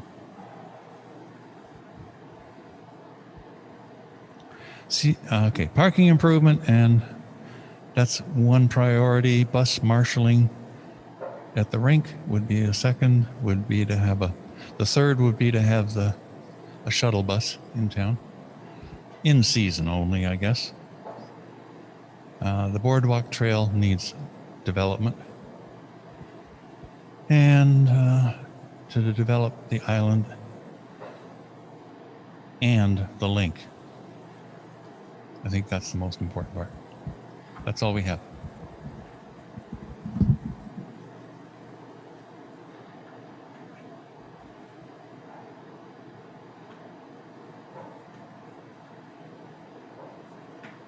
Come on down there. Kara.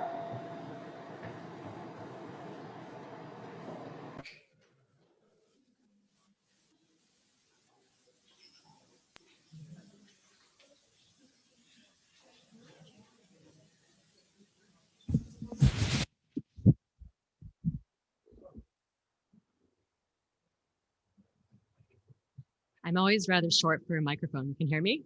Yeah, okay. So really cool listening to everyone's ideas, especially, and I don't know your name, but the teacher table, we got really excited about your suggestions at our table. We've been commenting as you've rolled out your ideas.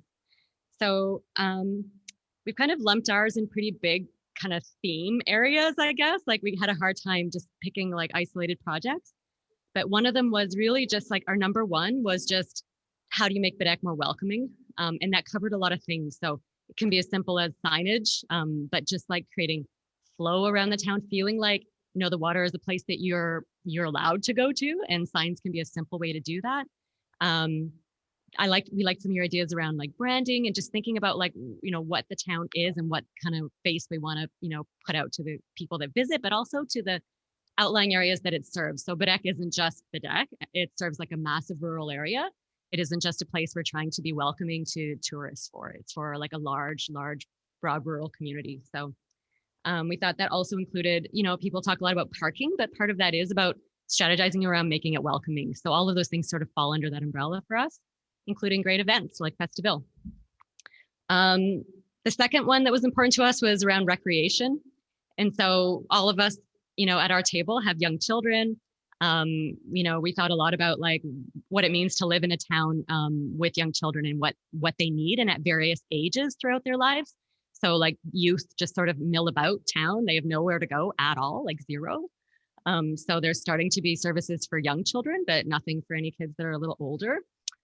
So great to live in a town that feels safe. So you can kind of let your kids run wild to some extent, but they need somewhere to go.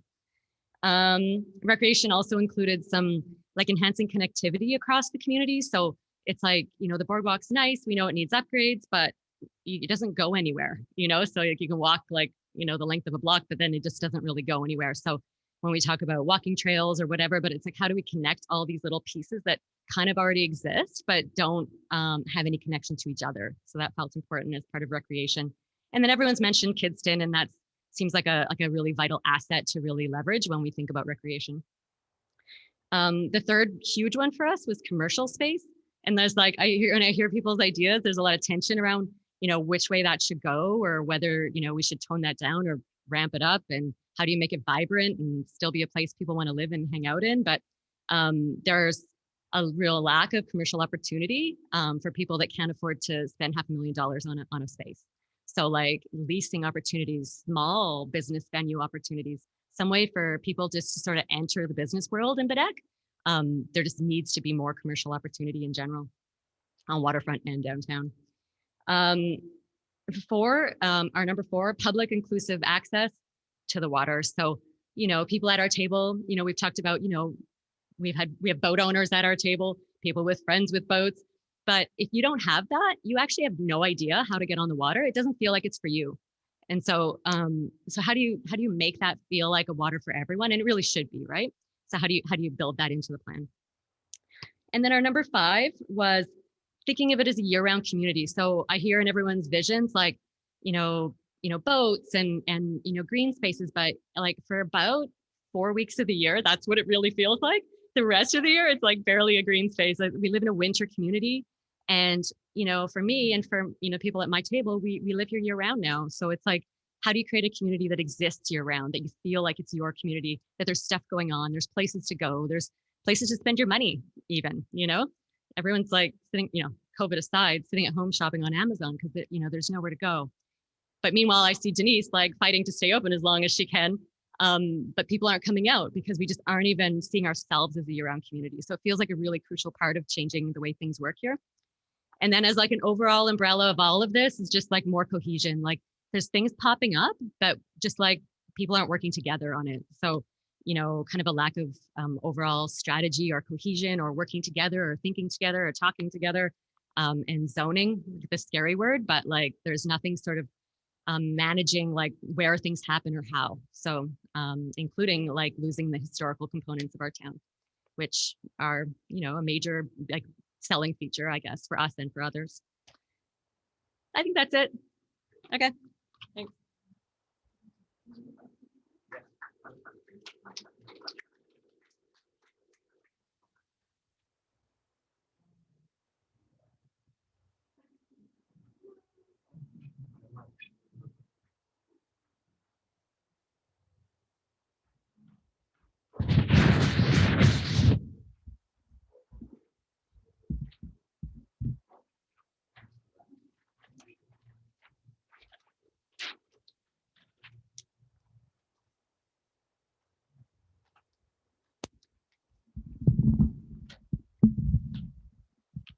Can I take this off? Perfect. Hi. So back table, we are big thinkers. I hope I don't go too big in this delivery here, but I guess we started by asking ourselves, what has preceded this work in terms of needs analysis that have already been done in the community? And we referred back to not only the Sustainable Tourism Expansion Plan that was put out in 2015, but also the countrywide stewardship exchange plan from 92. A lot of this work precedes us. And I think Jody said it well, there's been a kind of a lack of coordinative effort to bring all these pieces together. So we looked at commons and green spaces that were lacking, walking trails. We've all identified these pieces, but did kind of an overview and land inventory of what already exists that isn't being capitalized on.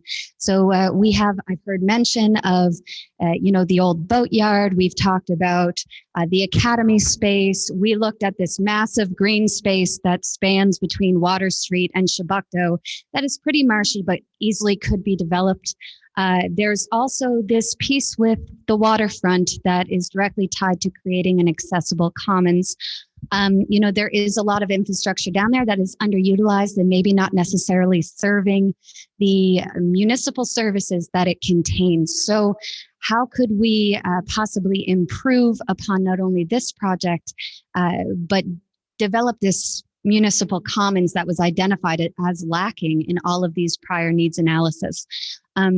So we started with looking at where the work is directly happening and said, wouldn't it be lovely to push that project out, not only to contain parking, but to create maybe a multi-use commons indoor, outdoor, whether it housed vendor markets or whether it housed a cultural center, but certainly creating something that brought that part of the waterfront to the forefront of the conversation.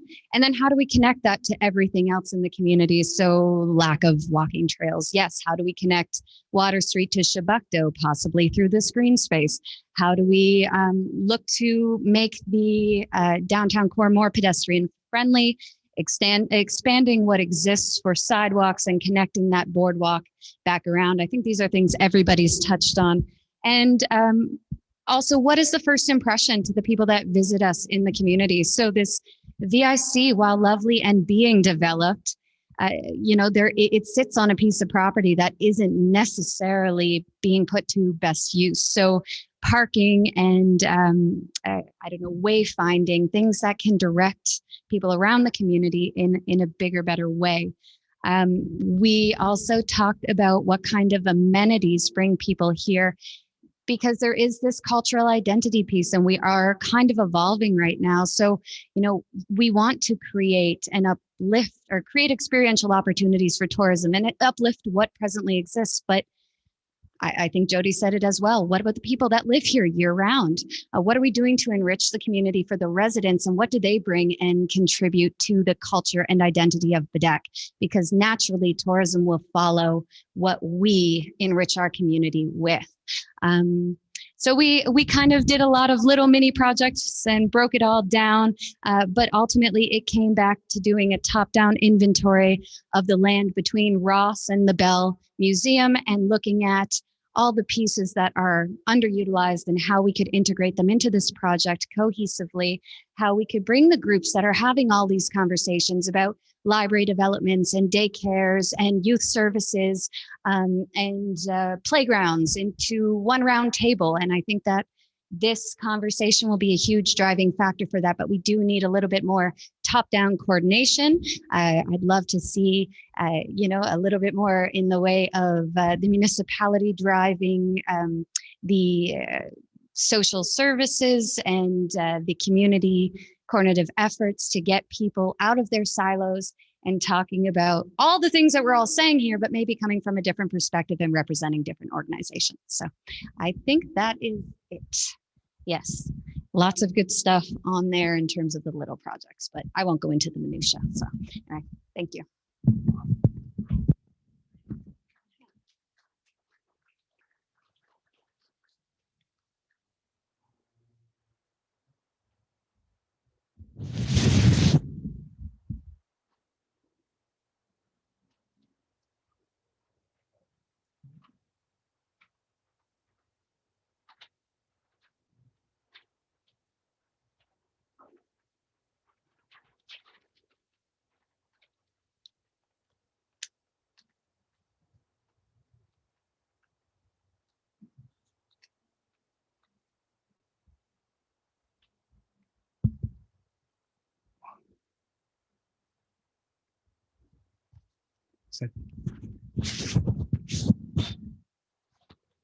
Thank you. We had a very innovative group, some large thinkers with us. So I just want to mention that the list of attractions, a number of them have been listed already: boardwalk improvements, island trail improvements, continued improvement down around the wharf itself, go into phase 2 after phase 1 is done. Parking was also mentioned, but one thing we came up with in Bucktouche, New Brunswick, they have a walking bridge that takes you from the community directly over to an island, and the island has been developed. And we thought, why can't we do it here? I know that may create some issues with the boaters, but having said that, it was an innovative way of thinking, and we think it would be a great idea to get people across. You wouldn't have to be worried about being transported over on the water. You can go over directly. What factors are currently hindering waterfront and downtown?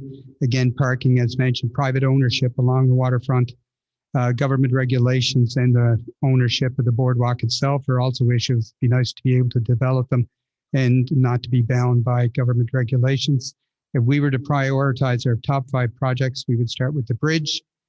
We would do the boardwalks because they have to be support to get you to the bridge and then to go across the lake itself.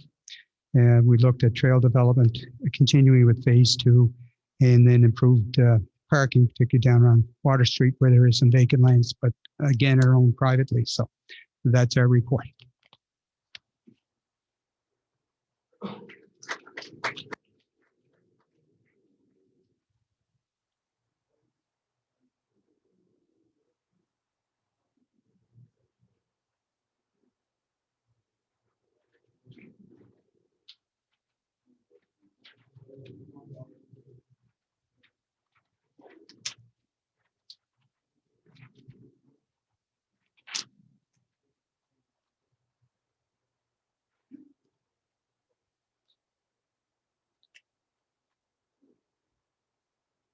Just talk.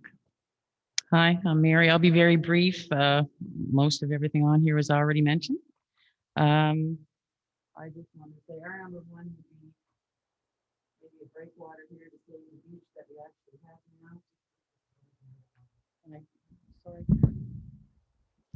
now.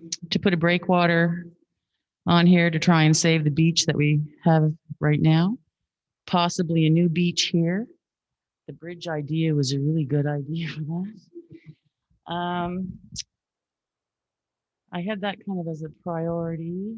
To public access around here where the boardwalk is, it's not really accessible. There's like one little stairwell that you could walk down and stick your toes in. And there really is no access for swimming. Nobody could really just go in for a dip unless you jumped off the wharf or in here by the yacht club. That was something. The hindrances is parking and bathrooms and in general, everything that was said before. This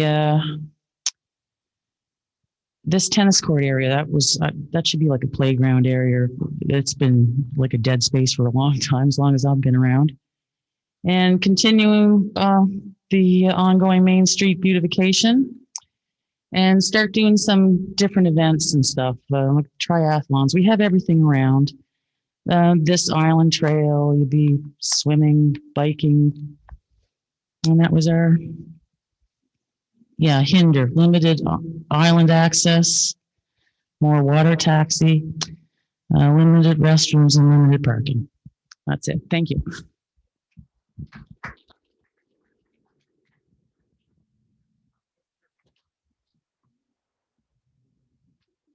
Did I unplug it? No.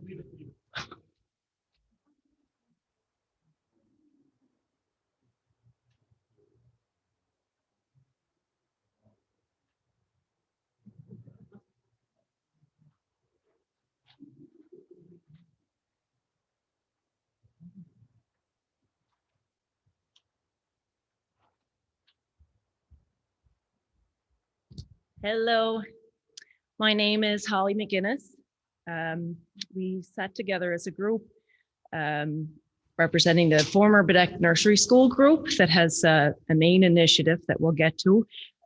Dr. McGraw was lucky or unlucky enough to be sitting with us, but it was great conversation at our table.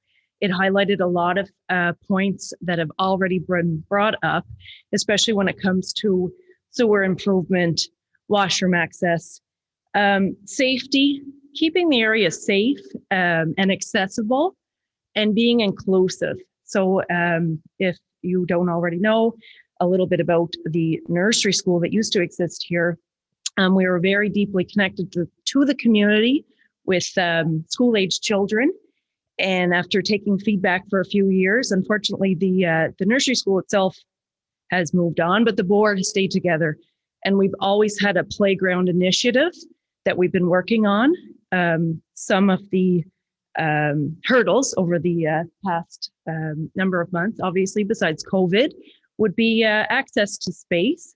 And any table this evening would know what that is all about, just being able to smart and be wise and access space in an inclusive and an accessible way. We would want to be family friendly and represent the demographic that we have worked with for quite some time. And we know there are other groups that are hoping to connect and make it an enjoyable place to be while you're raising your family in Baddeck. Some of the ideas that we chatted about would include a couple different spaces. Waterfront space obviously would be beautiful, but we were chatting about a larger space in the community that could be a potential spot, keeping our heritage and our history alive in Baddeck would include an aviation or bell-themed playground. So playground has always been our big mission. It's been our song and dance for a very long time. We've seen some families go through the program, and the nursery school has always kept it on our radar to be able to make it happen. So we're hoping this evening that could be something that is on the community's radar, that we've worked with the village and council and the county over the last number of months. And we're still hoping that an inclusive space that is accessible and that would meet the needs of the entire community, whether it's a playground, a green space, and an entertainment area that's outdoors. And we think that all of those things could intermingle. And if I was to ever put a bug in anyone's ear, it has been the Academy Street tennis court area that we've always hoped and considered. We just are hoping to be able to approach that. So we'll, besides parking, washroom accessibility is the big thing that we need to connect when it comes to young families, or being inclusive, like I said, being ready to accept anybody into the community and have a welcoming space for them is the goal that we really chatted about. Besides all of the other conversations that came up with sewer improvements, washroom accessibility, sidewalks, safety would be a big one, especially when we're trying to be family friendly. And I think that about wraps it up.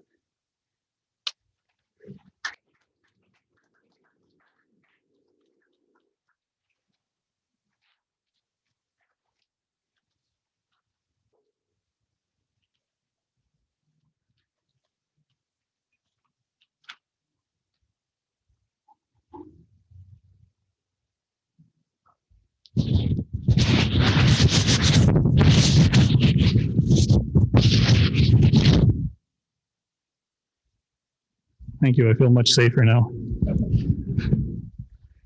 I'll have to look at what we did here, but it's mostly reiterating what's already been said. Biggest thing, I guess, is maintenance and preservation of what we've had here for a very long time. I was away for about 15 years and I came back and I was surprised to see the state of some of the things, even road signs and things, and the boardwalk itself is in disrepair, to say the least. But if we could utilize that area as more accessible to the water and to be able to get maybe rentals of kayaks, paddleboards, things like that there, that would be a big bonus. Preservation and maintenance of Kitson Island is one of our other points we want to touch on. But I think our number one priority, I don't have my sheet with me, we wrote it all down on that, but is the tennis court area, which is something I've been saying since I got back, just to make that into an area of playground, which was mentioned a few times.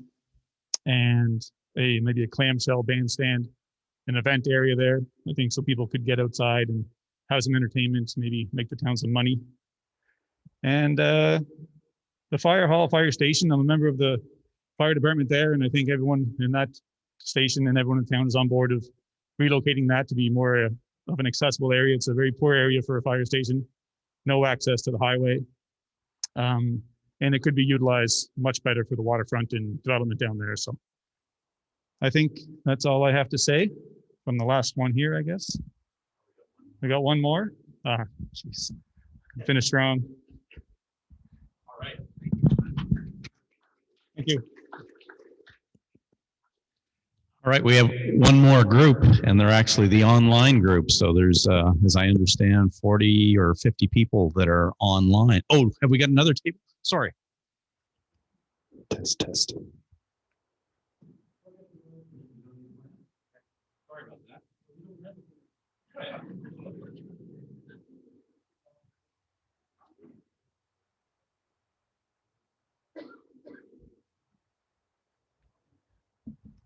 My name's Stephen Kerr. I'm here kind of representing the Bredor Archers Association, the Baddeck Farmers Market, a few other organizations I'm involved with.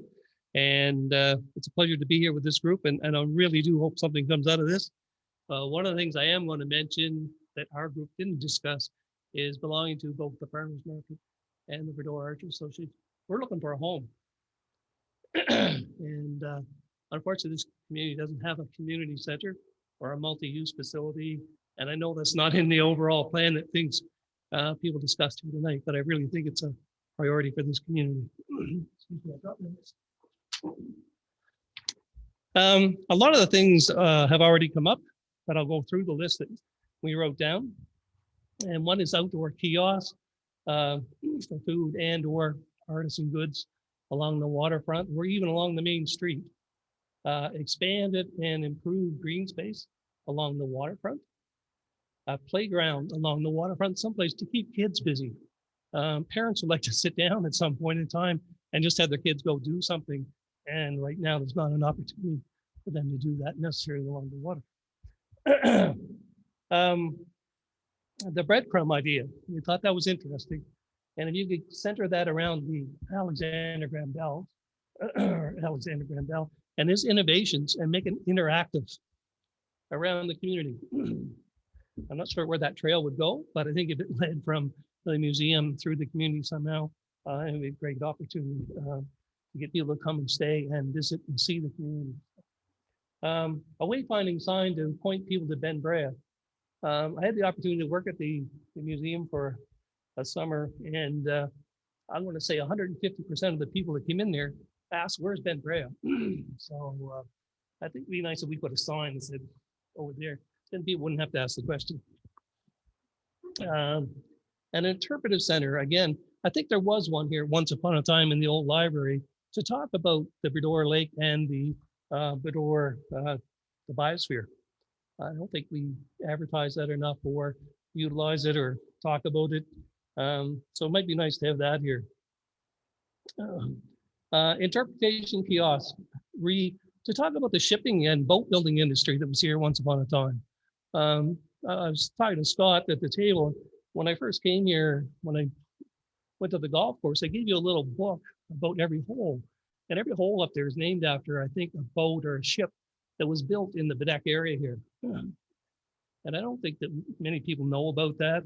I know there was an initiative brought up once at town council about putting chipmunks up around the town and have people go on a trail and see some of the historic sites here, but it might be better off if we put plaques with these various ships or boats on them to tell people about some of the history of our community here. Anyway, just an idea. Aim to the younger demographic, I guess.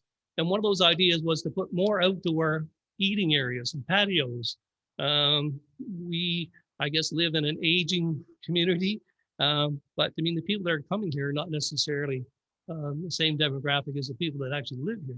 So if we're aiming for that or trying to get more people to come here, maybe we need to start gearing our minds to that side of things.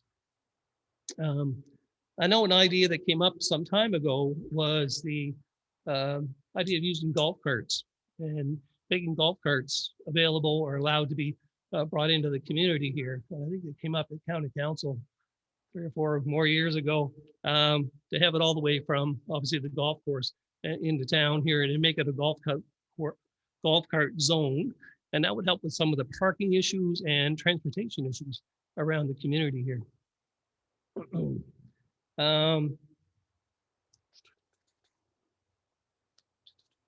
Now, one of the ideas, or one of the things that came up with concern was that if we're going to have outdoor areas for people to use, green spaces, et cetera, then these things need to fall under either the village or the county to be maintained and cleaned up and whatever. Because if they're dirty, if the washrooms are dirty, people aren't coming. People will not stay, people will not use the facilities. And having traveled extensively in New Zealand and Australia, the word from TripAdvisor stuff gets out in a big hurry. So I think you need to be careful if you're going to get out and expand things and improve things and build infrastructure, then you better be prepared to take care of it. So I think that's pretty important. Another one I guess everybody's brought up is the improvements of Kidston Island trail system, improve the ferry service, make it easier for people to get over there by kayak, pleasure boats, whatever. Development of the main street. There seemed to be a thought that we should be looking to see if we can't get more commercial development on the main street around Bethune Corner and perhaps around Jones Street, where the old interpretive center was there, the old library. There was talk that we could, as somebody else mentioned, the relocation of the Baddeck Volunteer Fire Department. I know there's been talk about that for 2 or 3 years or more, and use that for development as well. And then fishing off of the wharf. Could we designate an area there where kids and our families could rent a fishing pole or whatever and fish off the dock, the wharf. So one of those things. Hindrances. Parking, particularly for buses. And I know from my own personal experience, I'm annoyed as you can't believe how annoyed I am when I go uptown and for my 5 minutes that I have to wait behind a bus that pulls up in front of Tom's Pizza and 30 or 40 people get off the bus and no way can traffic get by those people, and people are just walking across the street. They're oblivious to traffic. So I think something has to be done there with respect to buses and getting them in a different area other than on Shabaka Street. Private land around the waterfront, I think, is going to be an issue here. And I don't think the county or the village owns a whole lot of the land there. So whatever's going to get done is going to have to be done with an awful lot of cooperation here from private landowners. Sidewalks extended. Right now, I think if you walk along, if you wanted to go to the liquor store, I mean, the sidewalk ends at the corner there, I think. Be nice to get the sidewalks extended. It makes it more inviting for people to walk. People aren't walking on the street. Makes it a little bit safer. It might be easier for people in wheelchairs and stuff to get around as well. Restrictions and logistics to access Kidston Island is a hindrance for people to use that, the waterfront, and to get to Kidston Island. So there was ways to improve that. That would probably help quite a bit. And lastly, in the hindrances, is there's no community center here now. So if you wanted to have a community event or whatever here, we're not too sure where it would go. So it'd be nice if we had a community center back again, someplace, a central facility to host community events. I think that would go a long way to developing some community spirit here, and where you could host things at a community level. Anyways, I think we're looking at this as also there could be a home to a number of potential groups here in the community that no longer have a home. We lost what I call the community center. I know the Baddeck Farmers Markets had to move 2 or 3 times, so it'd be nice if there was a central facility here for that. Our priorities, and again, talking amongst our group, we just listed them down and not necessarily prioritize them. So I did it myself. And the one thing that we didn't really talk about is the number 1 priority would be an overall plan for community development. We need to come up with a plan collectively as to what has to happen here to make some of the things we've all talked about here tonight happen. And that needs to happen before we get too far down the road here in doing things, because the last thing you want to be doing is taking up a piece of land here, putting something here, only to find out that it's going to be interfere with something else you want to do. So I would say that's the number one priority. The number two is develop the green space along the waterfront. And the third thing is the development of kiosks along the waterfront and along the main street, particularly around Bethune Corner area. So that was it for us. Thank you.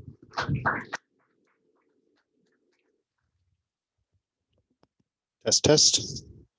Can you guys hear me okay in the room? Anybody hear me? Yeah, I can hear you fine. So I'm going to do my best to represent the comments online. We had 47 people tuned in online, and while you guys were in your groups at the tables, I was chatting with them online about the same answers. So we've had hundreds of comments. I've encouraged everybody to add a comment as well, so that it would find its way into the consultants' hands as well, and their audio comments will also be recorded. So some of the key indicators and see some of the things we heard were very much similar to what everybody in the room had said. So parking was a major issue. Some great ideas around shuttle services and having a facility just a little outside of town for the major buses, and having something like a hop-on, hop-off shuttle service that would take people through the town. Washrooms were mentioned. The waterfront, there's some concerns around the boardwalk for sure, the development of the boardwalk, the maintenance of the erosion areas, and also a concern around the way people are parking and absorbing what little green space there is between the road and the waterfront. In some spaces, they're just basically parking on that and decimating that area. That was mentioned a few times. A dog park was also mentioned in this group, and the elephant online, as opposed to the elephant in the room, that was brought up was certainly the fire hall and the community center and that whole corner, and how that could be redeveloped and reevaluated for better use in a number of different ways. Kidston Island was a hot topic as well from a number of angles, but certainly focused on the walking trail and the access to the island, allowing more seasonal and more broad access for different groups as well. A rec facility was commented on, but more of a parks style, and looking at Kidston as a potential site for that.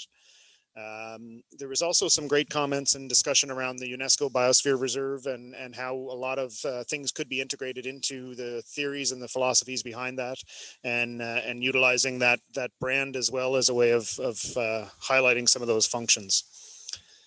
And other than that, a lot of them were, again, parking and washrooms, safety around the use of Water Street and one-way access to Water Street was also a comment that was made. Incorporating picnic areas and a playground for kids and family was also some things mentioned quite heavily. So, and one of the last comments made when wayfinding and signage was a key part, but also utilizing some of our connection to the Mi'kmaq heritage of the area, where Baddeck was actually named after a Mi'kmaq language, a word, and how do we incorporate some of that into the forward thinking of development of that area. So I think that incorporates most of it, and certainly all the other direct comments will be forwarded on to Rob as well. So thank you.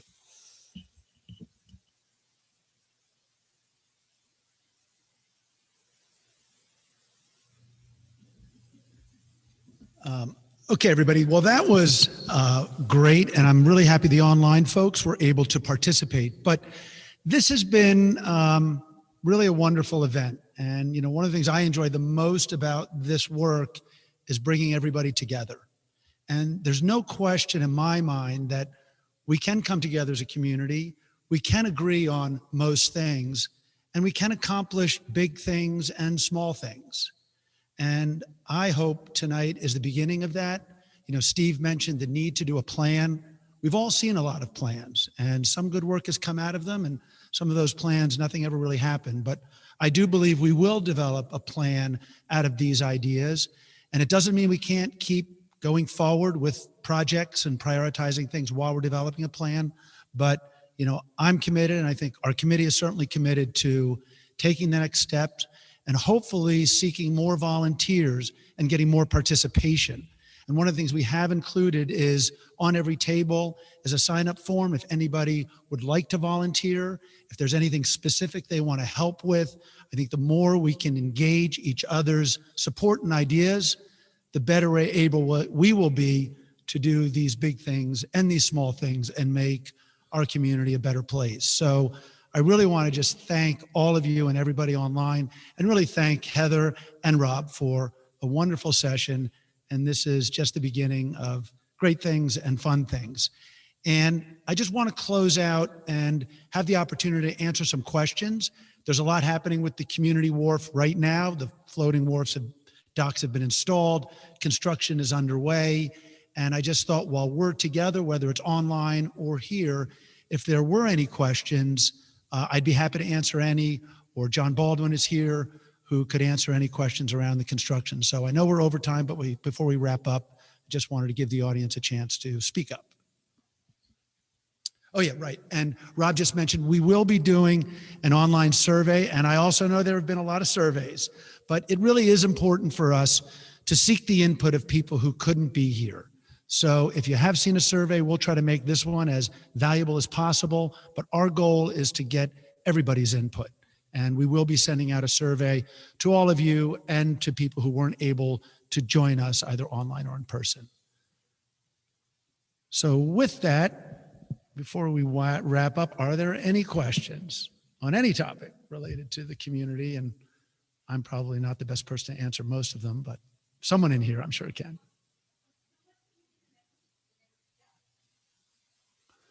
The next step for the work we're doing today, that's a good question that I don't have the exact answer for. Our intention is to continue to work together and work with Fathom on collecting the information we've received tonight and collect more information from an online survey and begin to develop a plan for our community.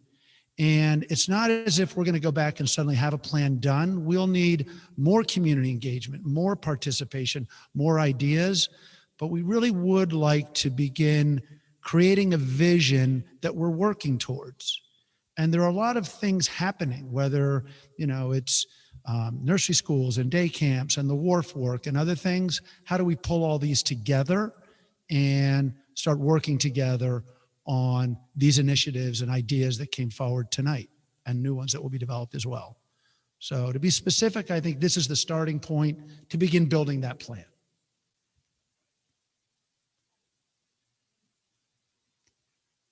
Any?